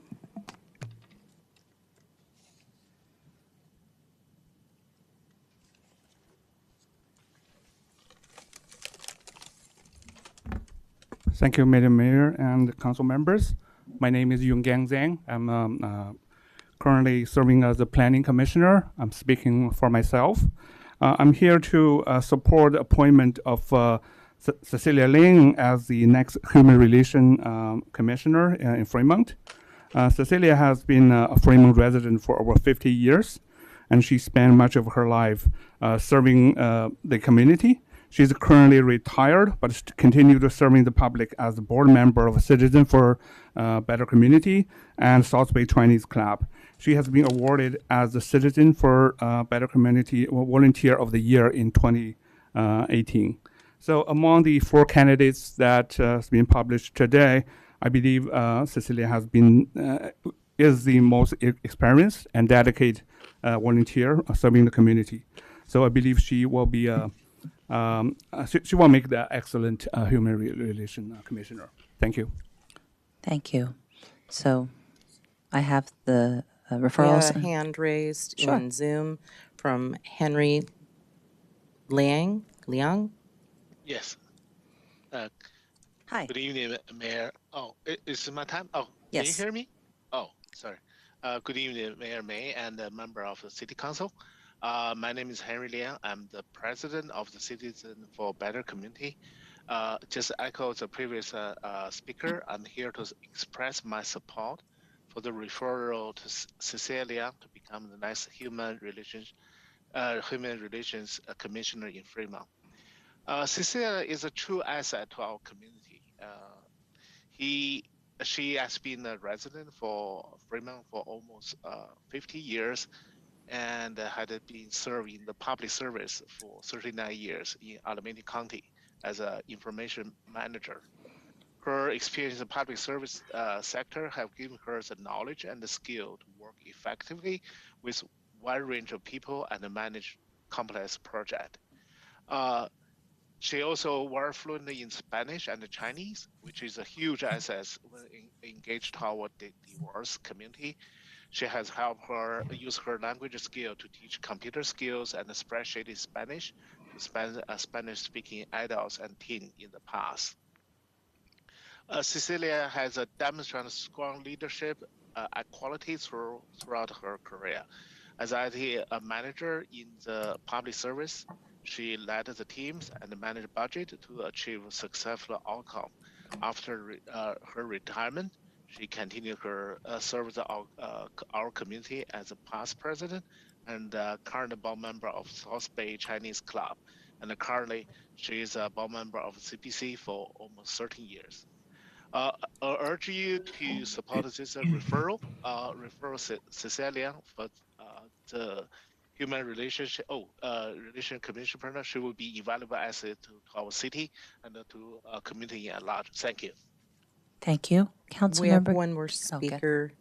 The last speaker with the phone number ending in 685.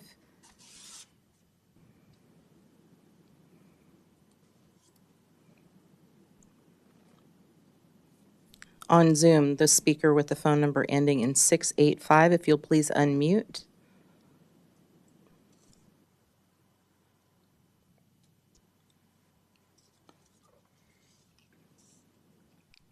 Hello? Hello? Yes. Are you speaking on the appointments? No, I'm speaking on the proclamation today against. We're not on that agenda item right now. We're on a referral for the mayor to make appointments. And then we're returning to public comments after. Okay, Mayor. Thank you. That's the end of the speakers for this item. I see Council Member Kang. I'm happy to move the Okay. motion. Thank you.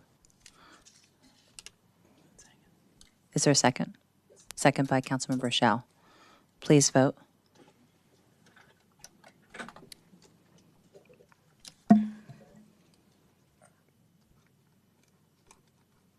Mayor? Oh, it didn't go. Kang, Casson? Oh, I don't know what happened. Thank you. Thank you. So the motion passes unanimously. Thank you. I wanted to congratulate, I believe, one of our commissioners is in the audience, Mr. Sidhu Harmesh, I think. Congratulations on joining the Library Commission.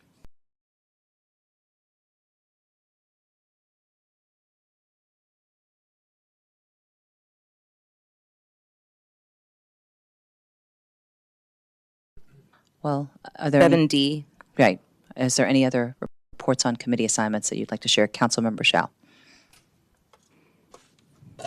Thank you, Madam Mayor. Since the city has honored this month and recognized this month as the Fair Housing Month, I think it is the perfect time for me to just report what I received from the last monthly meeting from the Alameda County Housing Authority. As you know, the Housing Authority is part of the welfare program to provide fair housing to all people, especially the socioeconomically challenged and underadvantaged people. And right now, every year, we would receive for the whole county of Alameda about 7,000 vouchers from the federal government, among which about 250 vouchers are for veterans. And we also have about 230 so-called project-based vouchers to help the homeless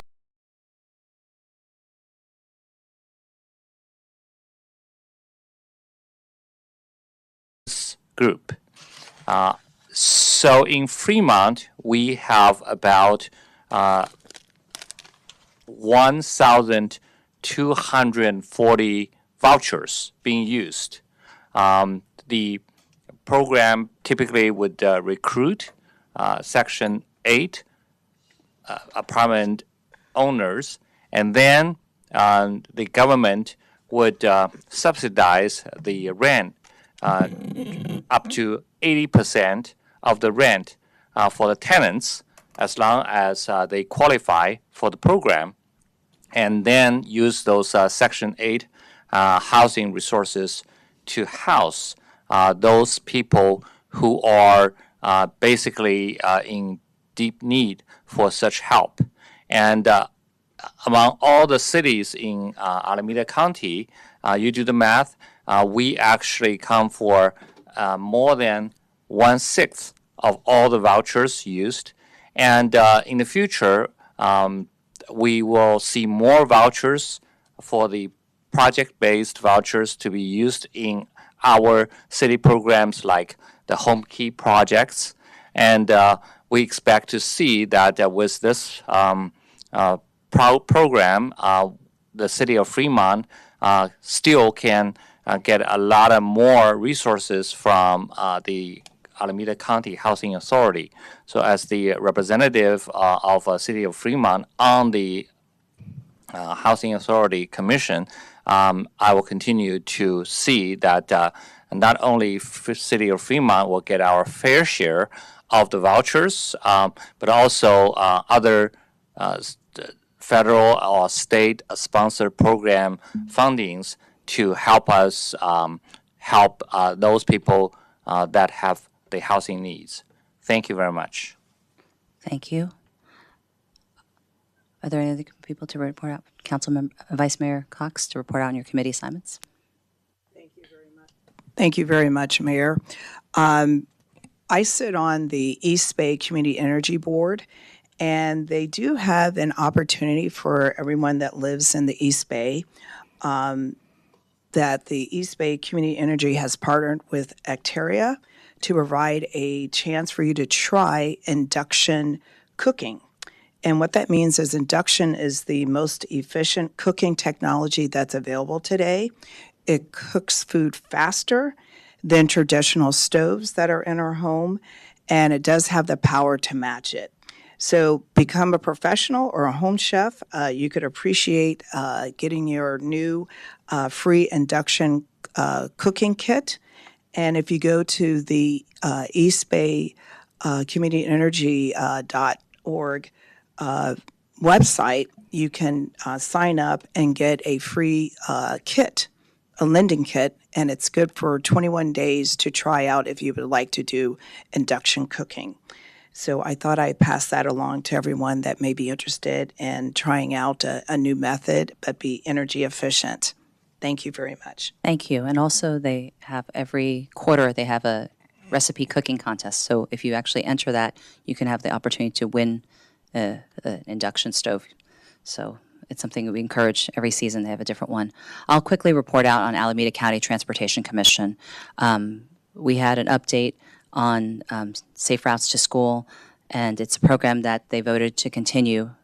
It's one of the programs that has really expanded in the last couple of years. It started off in 2018, and with the first round was 62 schools, and now it's over 132 schools, and we plan to add another 30 next year.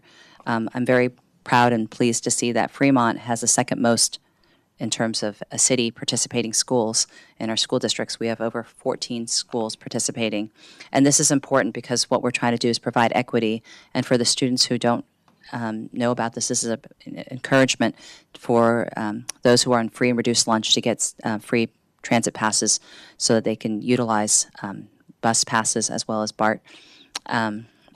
And other things that we're looking at is also paratransit, which is very important for our community in terms of funding. And that was the allocations that we've utilized for East Bay paratransit and city-based paratransit programs, and we hope to continue that. So those are just some of the things that we think are always in search of. Also is community advisory committee members for our paratransit as well as our bike and pedestrian plans. So those are some of the things, and I'll post on there, have our city share about, there's an Access Alameda, which is a resource booklet which can help about 211 and other public transportation, especially for ADA. So I think that's it. We'll go back to now our public comments. Thank you. Mr. Abreu turned in a speaker card for 2K, but the council had already voted on the consent calendar. Mr. Abreu, do you want time under oral communications since we've already passed that item? Thank you very much. So this is the comprehensive annual financial report, and it's disappointing that it's been buried so deep that nobody spends any time looking at the numbers anymore. And there's no slides, there's no discussion of the numbers. And when you do ask about the numbers, which I did several weeks ago, I asked, why is it that this report has 22,000 parking citations in 2021, parking and moving violations? And by the way, about 60% of those are the automated red light cameras at $500 a piece. But the police report for 2021, the same year, 32,000. That's a 50% difference. So when I write that to your accounting staff, and no answer. Why do you have two different reports? It might be a simple explanation, but one, you're not looking at the budget numbers, you're not looking at the financial report, you're not looking at anything, and two, you don't answer any questions. Thank you. Thank you. I'm going to call up several speakers. If you can queue you up over on the left here, please. Aditya Balusu is the next speaker, followed by Balaji, followed by Aparna. Aditya Bulusu, B-U-L-U-S-U. Are you Aditya? Who is Aditya? No? He's Balus. No, Aditya left. I-D-I-T-Y-A, Balusu. All right, we'll move on to Balaji, B-A-L-A-J-I.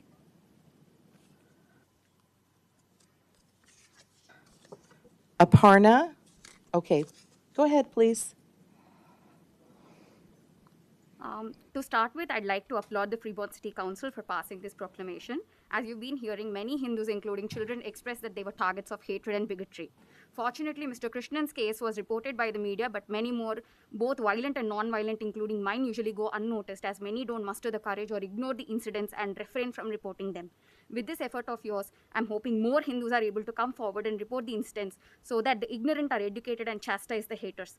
SB 403 is internalized Hindu hatred, which has already been normalized in public discourse, will be institutionalized if passed. Thank you. Thank you.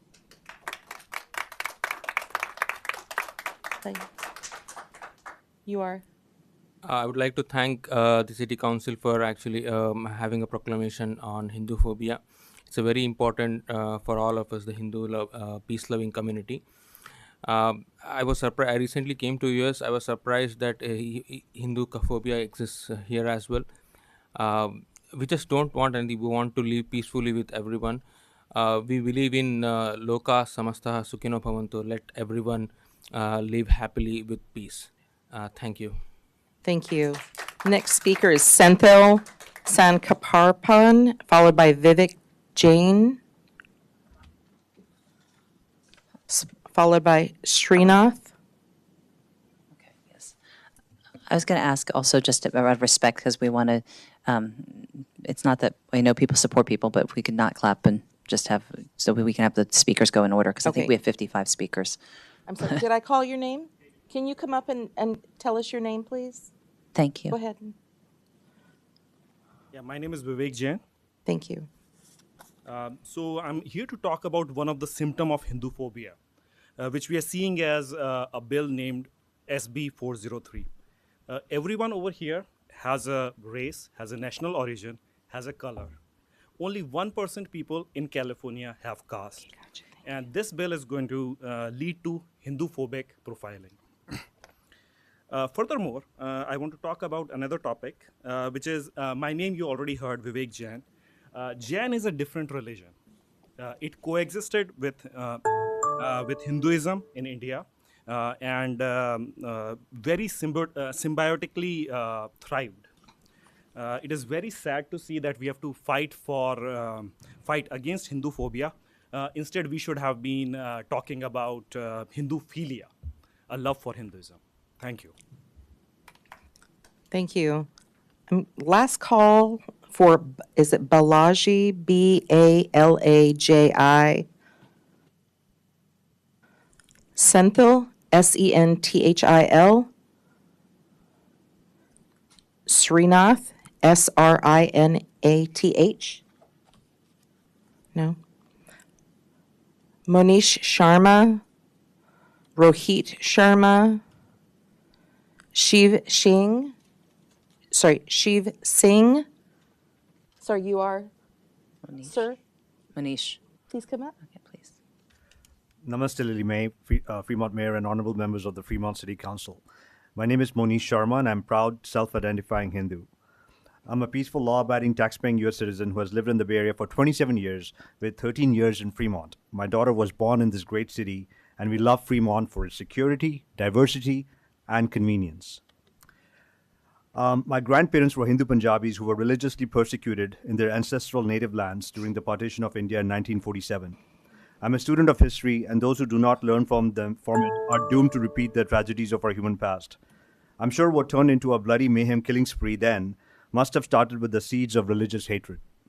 A taunt, an abuse, a provocation at first to cause discomfort, but when left unchecked, turned to mass fear, terror, and violence. If you unveil the mask of irrationality, hate, and ignorance, you will learn that there is nothing to fear.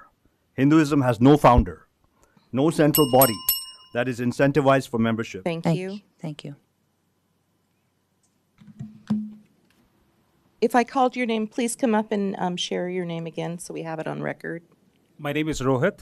Thank you. Madam Mayor, Council Member, I'm the resident of Fremont, living here from last 13 years. Hate towards Hindus and relating Hindus with cow, caste, and curry is not hidden from anyone. From witnessing what happened in Taco Bell or experiencing the worst bill that has been introduced, like SB 403, we are witnessing it all.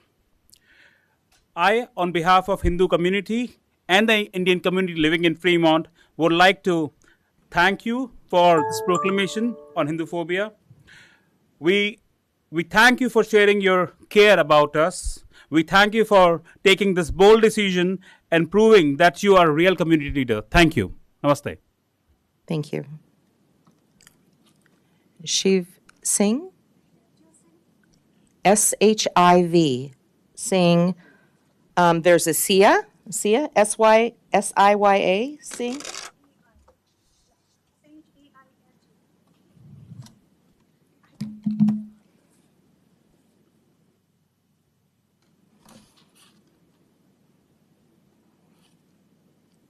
Shail. Thank you. It's several cards back. Go ahead.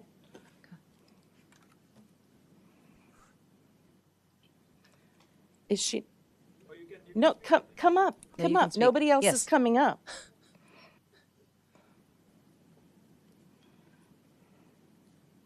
Hello, everybody. First of all, thank you so much for passing the Hinduphobia resolution. It is a great step towards acknowledging something that has been present for hundreds of years and never gets acknowledged. As anti-Hindu rhetoric has increased in recent years, and many misconceptions and absolutely bizarre ideas about Hindus and Hinduism has taken root, there is no way to tackle it but to stand up and counter it and discuss the issue. Hinduism has literally been made into caste cows and curries. A deeply philosophical, scientific, and very intelligent culture has been reduced to this, and our children feel ashamed of their identity. Our culture teaches us to be positive, peaceful, productive. We have consistently demonstrated that, so our demonization from certain quarters must stop. Therefore, I would urge the council members to help start some community programs to help dispel misinformation about Hindus and Hinduism. Thank you. Thank you. Shiv, Shiv, Singh, Sia Singh, Siya.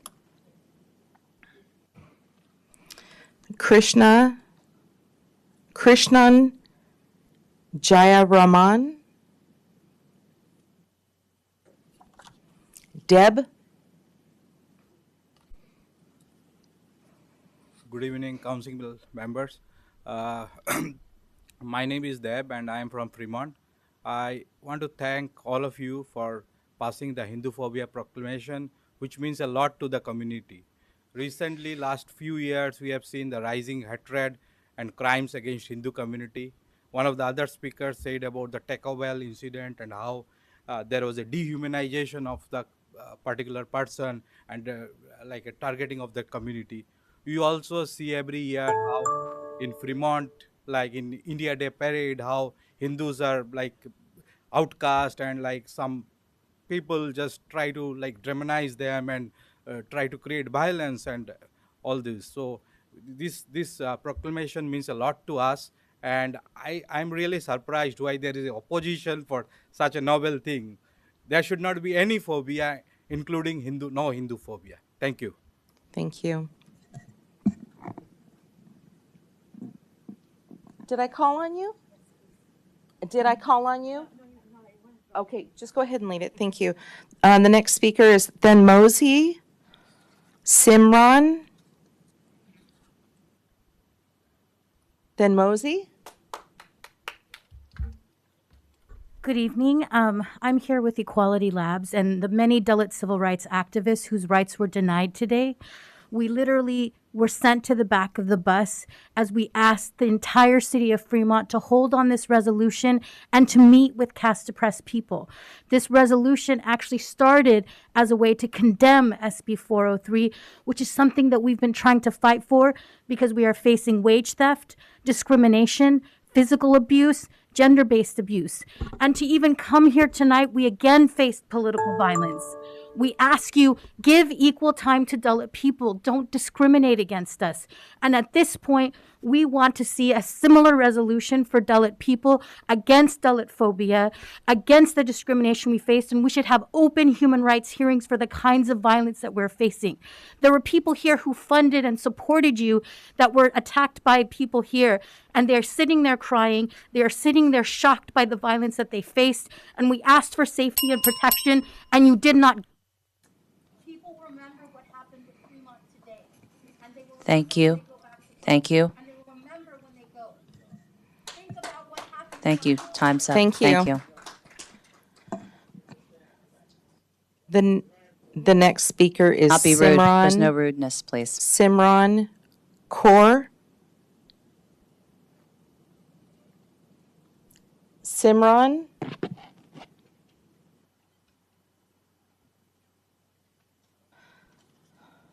Kanagal Lashmi. Did I call your name? Yes. I'm Simran. sorry?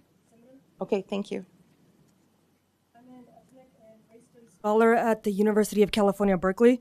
The diction and vernacular of the term Hinduphobia is actually very concerning.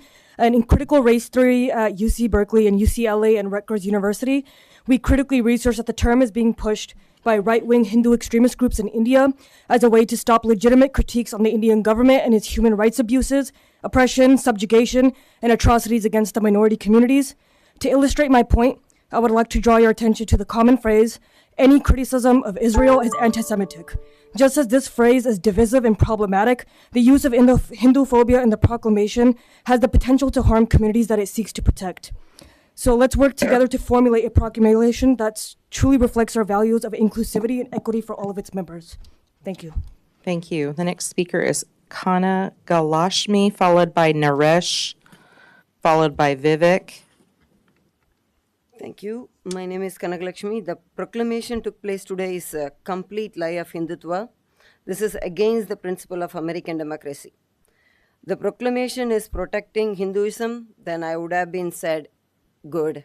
But it is definitely not protecting Hinduism, it is just protecting Hindutva.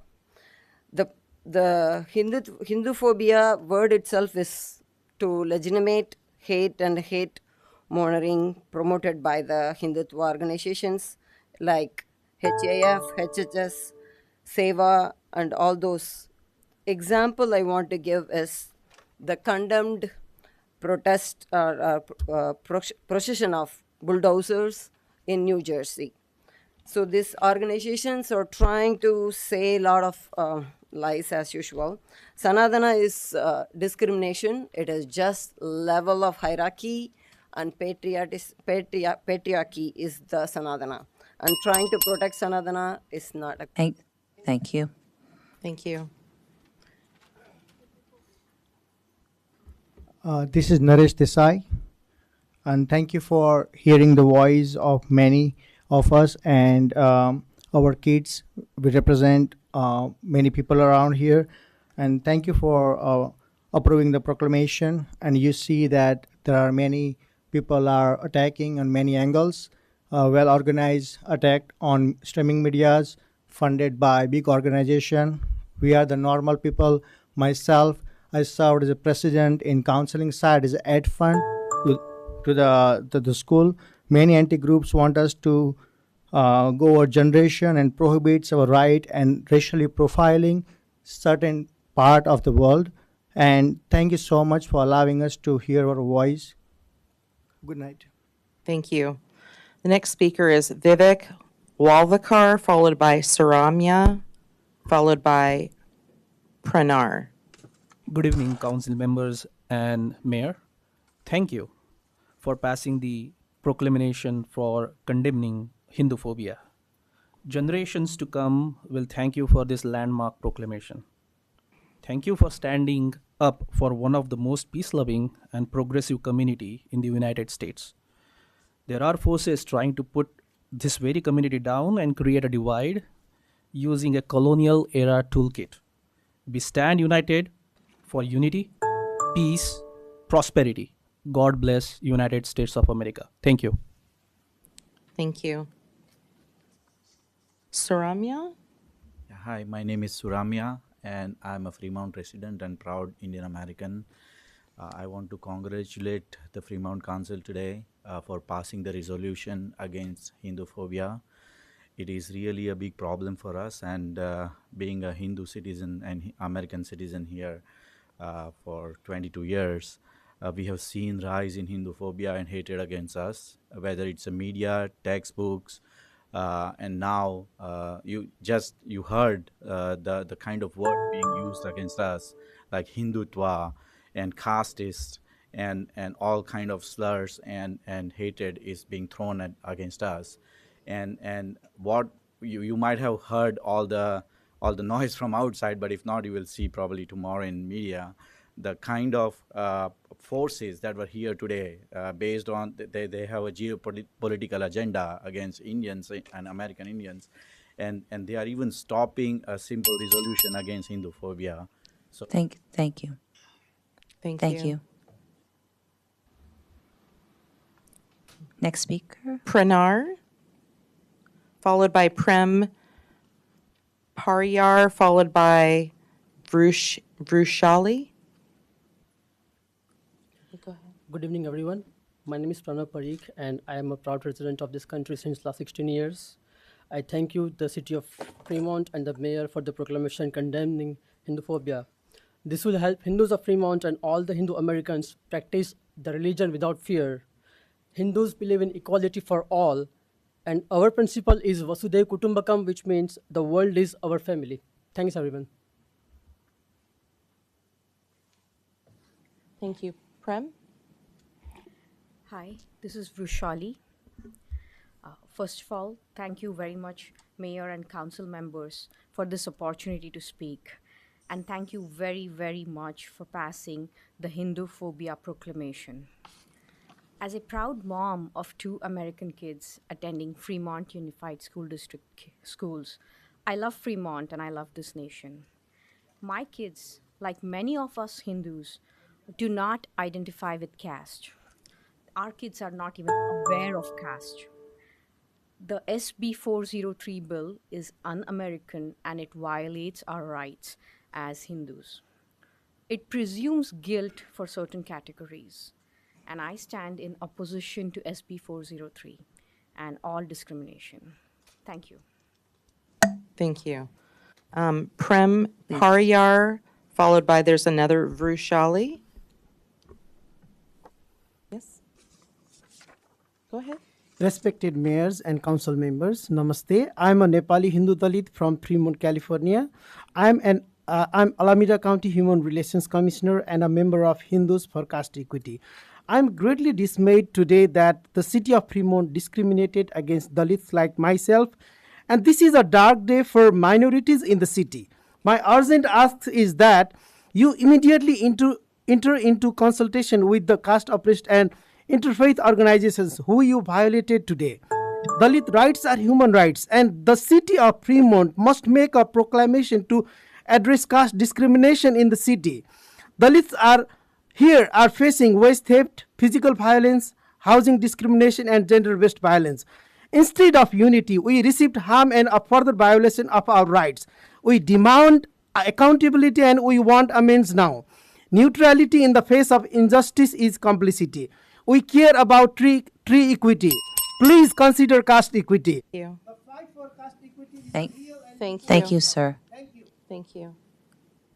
Did I call your name? I'm sorry, did I call your name? Yes. Okay, please. Hello everyone, this is Aruni Rao. I thank you, Mayor and Council members, for passing this proclamation to stop the Hinduphobia and creating a safe environment in the city for our kids. Please help us also stop this SB 403, as this bill will create a lot of discrimination as well as it will divide the Hindu community. You've been hearing about a lot of crimes and the hatreds been happening against our community, and we are the peace-loving community. We are contributing a lot to the community as well as this country. So thank you. Thank you. The next speakers are Rusha,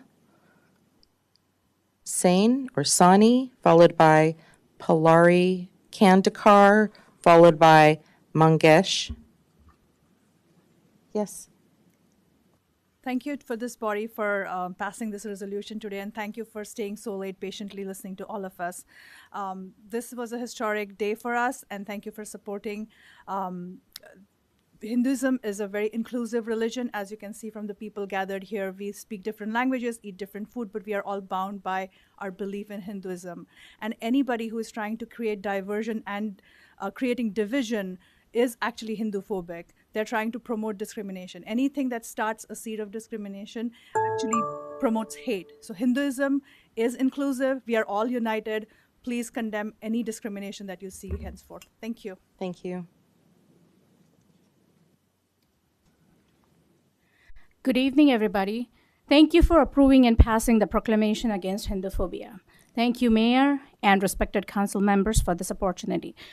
United States is a land of opportunity with strict laws against discrimination. The SB 403 bill will introduce discrimination and Hinduphobia, which is against the fundamental values and rights for all of us. Our kids have not heard this, and introducing it now will be devastating and threatening for their existence and future. I'm a U.S. citizen, Fremont resident for 12 years, and a proud mom of a child in the FUSD school. Please help keep everyone at the same level, safe, and root for democracy, equality, for good future for all. Thank you very much. Thank you. Thank you. You're a Mangesh? Thank you.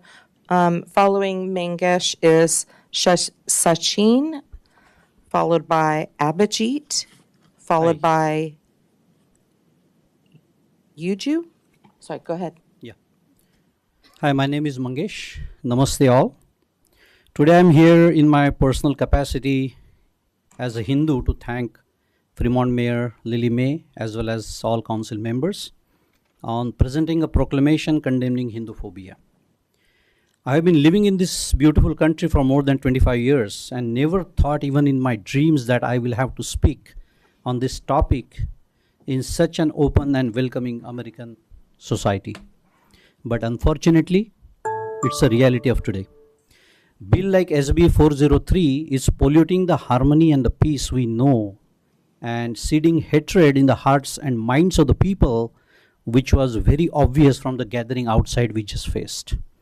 It's an attack on my faith, Hindu religion, with the hidden agenda in the name of caste, and I strongly oppose this bill, SB 403. Thank you again. Thank you. Are you Sachin?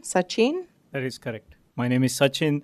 I'm a Fremont resident for last 20 plus years. I really admire the council and Madam Mayor for passing the Hinduphobia proclamation. Look, I love Fremont. I love California. I'm growing two beautiful kids here in this city. And I do not want them to grow in an environment where there is phobia and they have questions about their origins and they don't feel proud about being Hindus. I do not want them growing in an environment like that. So please do everything to stop phobia. Please continue to promote the environment of equality and avoid further segregation or divisions, as some other speakers have suggested. Thank you for all your efforts, and thank you for allowing me the opportunity to speak. Thank you. The next speaker is Abhijit Deshpande. Is it Uju? It looks like UJU. I can't read the last name. Followed by Garesh. Good evening. Thank you I'm for sorry, passing you the are? proclamation against Hinduphobia. I have been a resident of California for past 25 plus years, and I oppose SB 403, which is discrimination and racial profiling against Hindu Americans. Thank you. Thank you. Garesh. Followed by Aditya. There's no last name, or unless that is a last name. Good evening and thank you. First of all, I thank for passing the proclamation against condemning the Hinduphobia. I oppose the SB 403, which is the violation of the civil liberty in this beautiful country. And the proposal of the SB 403 is a racially profiling and discrimination of the Hindu Americans. It is a Hinduphobic and brutalic to the human race. In 25 years of my life in USA, my profession, no one has asked me about my caste. You ask yourself, has anyone asked you? No, right? So with the proposed SB 403, we all, our generation are questioned, asked, and going forward will be discriminated. So again, I oppose SB 403. Thank you. Thank you. Aditya Kewal Singh. I'm sorry, you are? Hello, Your Kewal name Singh. is- Thank you. Yeah. First of all, there is no Hinduphobia. SB 403, which I support, is the civil rights issue. It is based on the caste discrimination. It happened to my daughter. It happened to my son. I was wondering that how this proclamation is passed. It was even not our side people. You guys didn't listen. The council didn't listen to. It's a partial decision. I condemn this decision. Okay, so we are suppressed a long time ago by these Hindu people. They are all lying. I can prove it. I have the evidence to prove it. But you guys should make a decision based on facts and figures, which is not. This is not it. If you have any political difference with the senator, please set aside and decide based on the merits. Thank you. Thank you.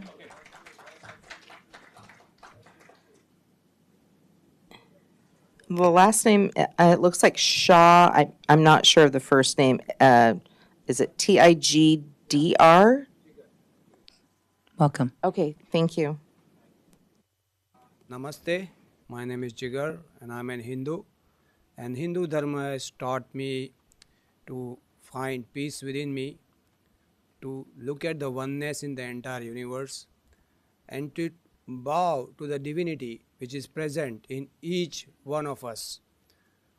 I urge this entire room to use the remaining time, my time, to maintain silence, close your eyes, and find that peace within you and look at the divinity in each one of us.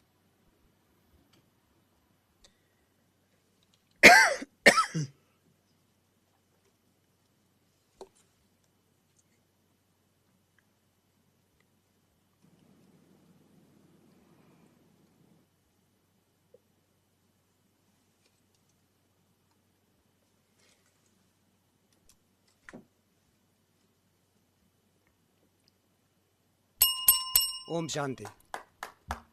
Thank you.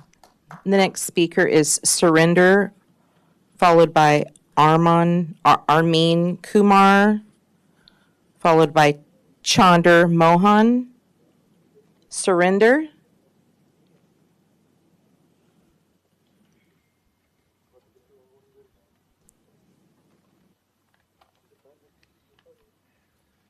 Good evening. Surrender. Yes. Thank you. My name is Surendra Saroy. I'm living in this Fremont only 39 years, but you see this my house.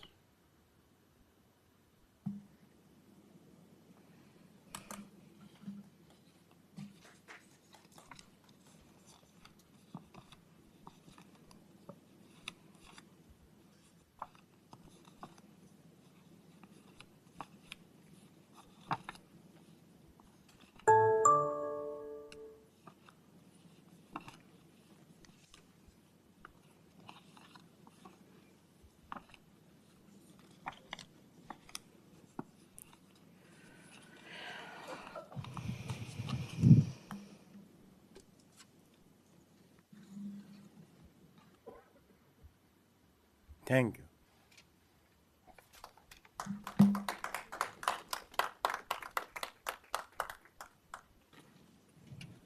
Armin? Correct? No? Chandar? Yeah. Okay. Hello. I want to thank the mayor, the council members for hearing us today. And please accept my heartfelt gratitude for recognizing Hinduphobia. In this city, we have seen incidents like in Taco Bell where a Hindu was thrashed for just choosing vegetarian food. We also have seen where Hindu women being attacked for wearing a bindi, which is a cultural symbol of Hindus. As a positive minority community which contributes to 6% of American GDP, we are not a community that is high on crime, positively contributes to every aspect of the economy, and we are not asking for anything, but we are asking for protection, and we appreciate the Fremont City providing that. Additionally, I would like to oppose the SB 403 bill because it's discriminatory in nature and will lead to profiling of Indian Americans. Thank you. Next speaker is Armin Kumar, followed by Mani Singh and Parmjeet Kaur. Did I call your name? Can you come up and please announce your name? Hi, my name is Mani Singh. Thank you. And this bill is worded outright wrong, first of all. And I totally am in support of this bill. Reason is because my religion, my faith, my upbringing teaches DEI, diversity, equality, and inclusion, period. However, I am strongly recommending that this bill should be called back or reworded at least so that the message is given clear. If you're trying to, emphasize the domination of a certain ethnic group, there are better ways to say that outright clear in the bill, okay? I am for this bill, however, I would strongly urge that you call it back, please. Thank you. Thank you. Did I call your name? Can you announce your name when you come up, please? Hi, my name is Parmjeet Kaur. Thank you. Bill 403 is not an anti-Hinduism. It is a anti-discrimination. I'm supporting Bill 403 because anti-caste is not a anti-Hindu. I don't know, they lying too much. Even outside, some guy pushed me really hard. Even I told the police officer, they're saying they're scared, but we are scared from them. They're always hurting us everywhere. We are not safe. Thank you.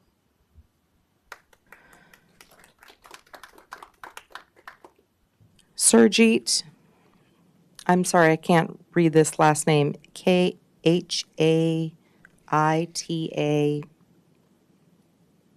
No?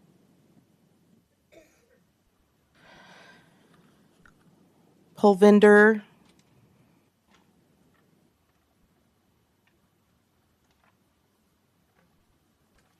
Can you announce your name, please? Hi, my name is Surjit Ketan. Good evening, everyone.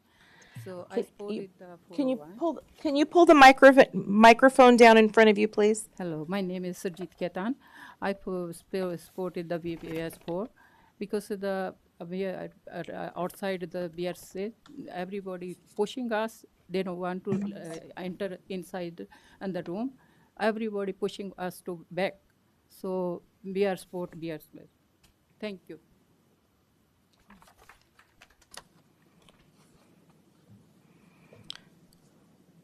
Is there a Pulvinder? Pulvinder?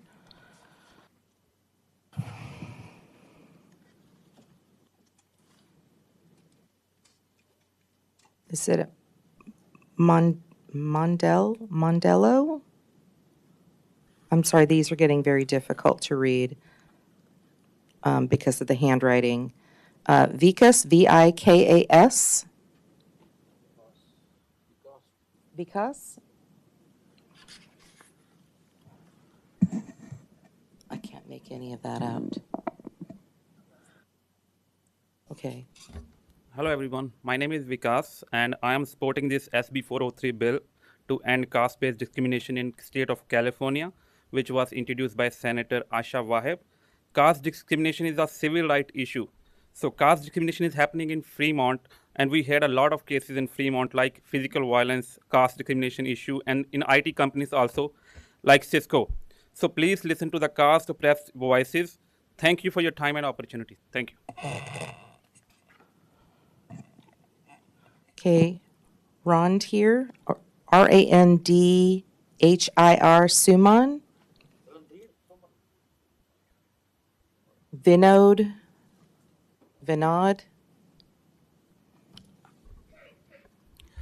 Good evening, gentlemen and ladies, and Lily May.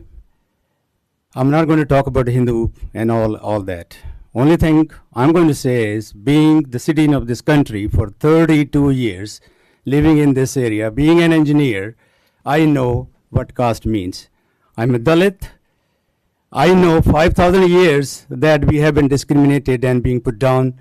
Today, I'm going to support SB 403 that is put together by Aisha Bhav, and I don't know what else I will say. Definitely, I'm a Dalit.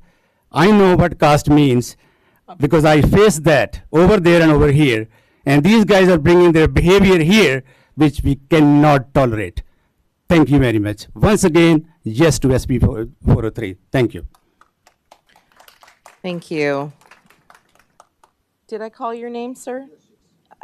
Can you announce your name, please? My name is Vinod Kumar. Thank you. Yeah. Good evening, everybody. First of all, I want to tell you guys very strongly, there is no Hinduphobia. This is a set up a kind of a dramatic scene today, unfortunately supported by the Fremont city very badly, and without our consent, without listening to us, they already passed the proclamation. I can't believe this thing. We object last week and we came today, and it was the first time I see such kind of scene when the doors are blocked with the pre-setup. I'm surprised. I have never seen such kind of drama anywhere. But this today was a drama in a Fremont City Hall for the council meeting. We support 101% SB 403 because we know how our kids, how our community suffer. I'm a chairman of Shri Guru Das Sabha, and I'm serving for the last 23 years. And you guys know the history of India. Who is a dominant caste? Who is doing all kind of this caste system and creature of the caste system and the script? How these other people can be Hinduphobic? Thank you.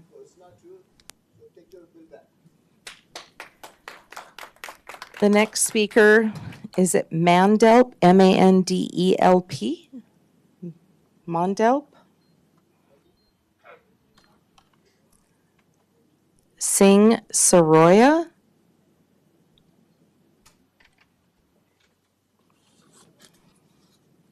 Karan? K-A-R-A-N?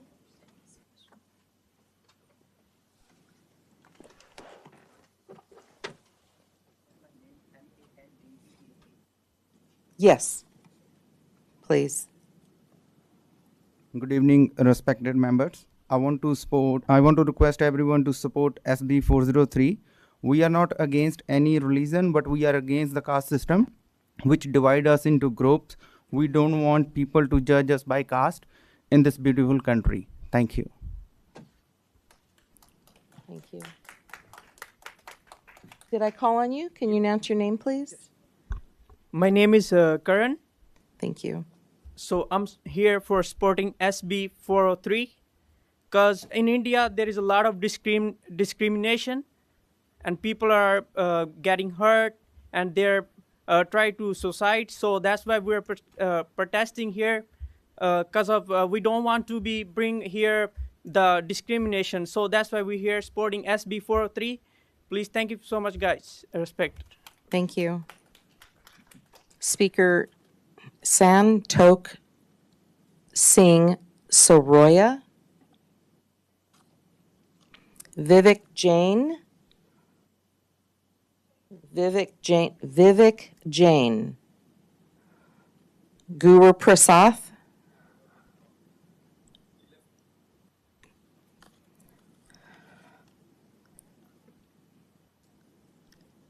Kanan Srinivasan.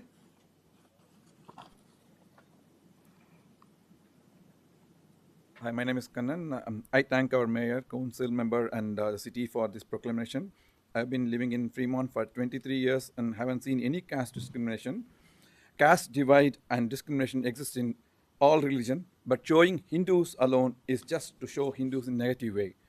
No Hindu parents talk about caste with their kids, and our future generations identify themselves as an American first, so they don't know what their castes are. So teenagers in California are taught about caste only in their middle school, the word caste. So the supporters of SB 403 is a proof that Hinduphobia exists here, in this country, in this city. So only people who divide people, country, support SB 403. We are against that. Hindu religion is Sarve Jana Sukhino Bhavantu. What it means is like everyone should live peacefully and happily. Jai Hind. Thank you. God bless America. Thank you. The next speaker is Shailendra, followed by Jastav Singh. I'm Shailendra. Thank you. Hi, my name is Shailendra. I used to be a citizen of Fremont a few years ago. First of all, I want to thank the city council and the mayor for passing the proclamation on condemning Hinduphobia. SB 403 is blatantly Hinduphobic and must be condemned to the trash bin. Nothing short of that will suffice. The other side was complaining that the city council and the mayor of Fremont were not letting them in and basically voice their opinion against the proclamation that was passed against Hinduphobia. Senator Aisha Wahab is doing exactly the same thing. She is not listening to the people who oppose SB 403. When I came to this country, I thought it was a democracy and was run by constitution. SB 403 is undemocratic, unconstitutional, based on flawed data published by Equality Labs. I hope everybody really goes through SB 403 and read. Thank you. Jastav Singh, followed by Rajni Batra. Myself, Jasdev Singh, I just want to bring into your notice that these proclamations should bring harmony and peace, but what we are seeing here is this proclamation is not doing that. It's dividing the community. This proclamation should be taken back. Regarding Hinduphobia, this is a term that is being used by the extremist right-wing Hindu organizations in India to defend the autocracies those are being committed by the Modi government against the ethnic minorities. So this Hinduphobia term being amplified by city of the Fremont is not a wise decision. It should be looked back again. And as you see, this caste system, this is very prevalent in India, and this has been brought as a baggage here, and SB 403 is addressing it. The information is always a tool. They need to be dispersed, and we should all support SB. Thank you. Next speaker is Rajni. Thank you. I want to thank City Council and Mayor for the proclamation against Hinduphobia. I'm from a mixed Hindu-Sikh family living in Bay Area for 24 years.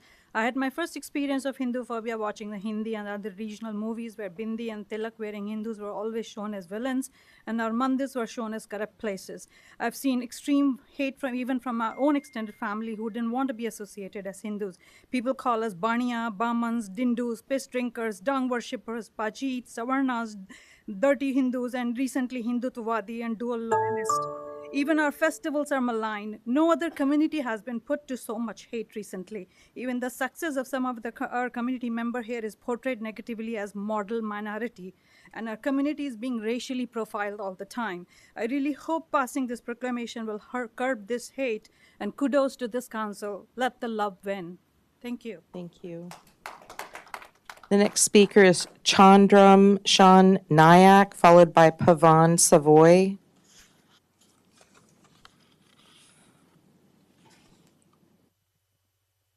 Nayak, last name Nayak. Pavan Savoy. Pavan Savoy. Ramya, Ramya.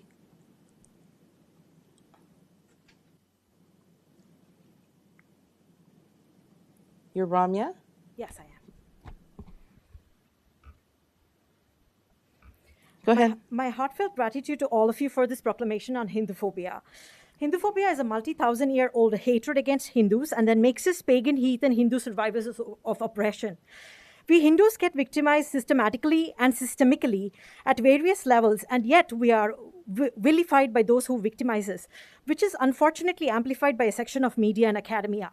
As a victim as well as a close observer of Hinduphobia, I now understand that Hinduphobia is a combination of unconscious biases and intentional hatred, which makes wonder if Hinduphobia is being monetized. And as we can see from all the funding that seems to be going into gathering of demonstrators and the aggression that's being put forth here even today. So I invite all of you to continue the well-intentioned effort to eradicate Hinduphobia. Thank you. Thank you.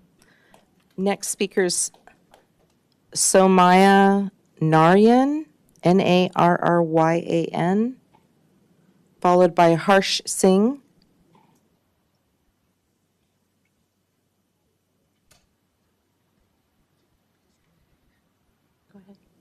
Go ahead. Hi, my name is Soumya Narayan. So, respected mayor, council members, I've been a Fremont resident for over 2 decades. Recently, Fremont made news for being one of the happiest cities in America, and that should continue. I'd like to thank you all for passing the proclamation and continuing to keep Fremont a safe place for me and my family. I am against discrimination of any sort. Unfortunately, there is a rise in Hinduphobia, and issuing a proclamation has become the reality today. As a community, I urge you all to unite to fight discrimination together. We want Fremont to continue to be a happy city for generations to come. Thank you. Thank you. Harsh Singh.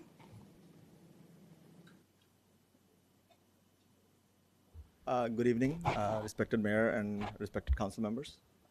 First of all, I want to start by saying thank you so much for this proclamation today. My heart truly goes out on hearing this and the city recognizing this. Hinduism plus scriptures is equal to violence. Hinduism is equal to Nazism. Not my words, but the words of the founder, Ms. Sundaraj from Equality Labs. If that is not Hinduphobia, I don't know what is. We have been targeted, and we are targeting by organizations and people in the city. The place that I have lived in for 25 years and my kids have grown up at Washington Hospital. They were born right there. This is a much safer place for us today. Thank you so much once again. And my heart truly goes out to this council. Thank you. Thank you. VJ.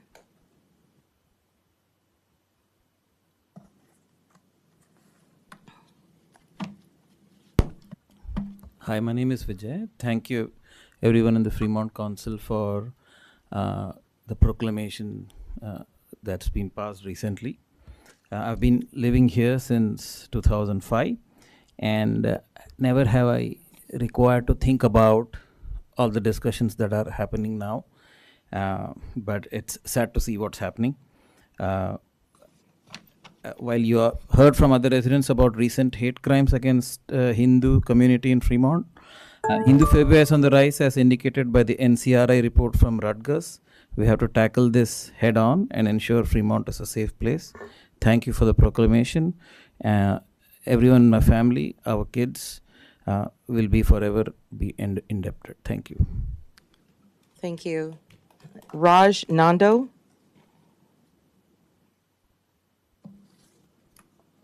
Thank you, Fremont City Council. Thanks for the opportunity, and thank you, the city, for passing issuing the proclamation condemning Hinduphobia. And I want to show you a live example of Hinduphobia right here. Today, we passed a proclamation condemning Hinduphobia, and people are opposing that proclamation, meaning they want Hinduphobia. You can see them right there, the Equality Labs. That's the name. If you go online, look at Equality Labs, their content, they just want to destroy Hindus. That's their open stated goal. And they're here protesting a proclamation saying no Hinduphobia, meaning they want Hinduphobia. It's a live example. You can see there. Otherwise, why would they here? What's the reason why they're here today? I don't get point, actually. Why are they here?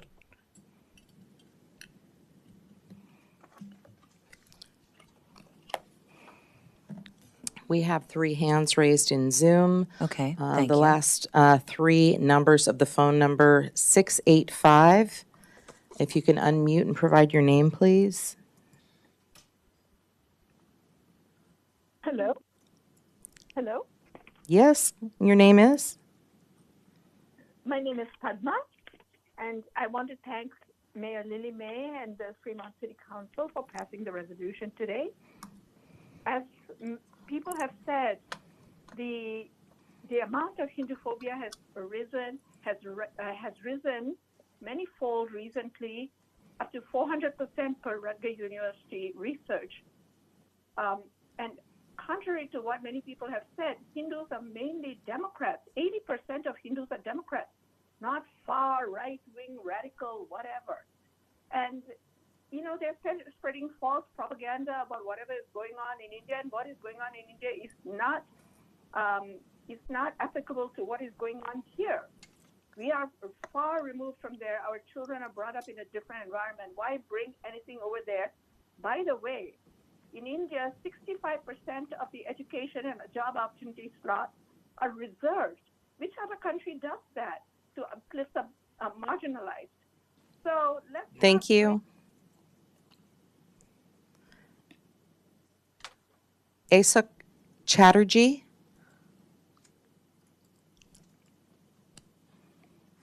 Can you hear me? Yes. Good evening. Thanks for the opportunity to speak. I'm a resident of Fremont for about 3 decades. I want to bring forward a few things that really surprised me. The resolution about which people spoke was a ceremonial resolution. There was no discussion, there was nothing. We saw that there were a lot of people speaking for it, a lot of people speaking against it.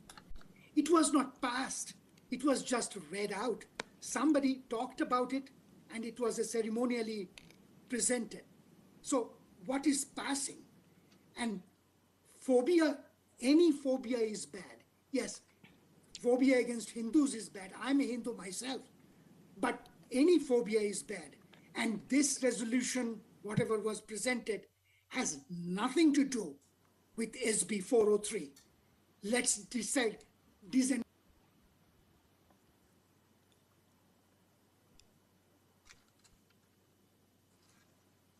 Last speaker. Next speaker is Yangyang Zhang. Good evening. My name is Yonggang Zhang, a longtime Fremont resident. I'm here to support the city to issue this proclamation to condemn Hinduphobia. As one of the cities that has the largest Asian population, it is very important to recognize the existence of Hinduphobia in our community.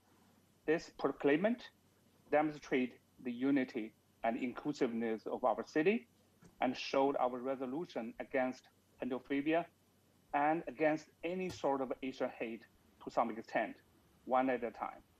Thank you.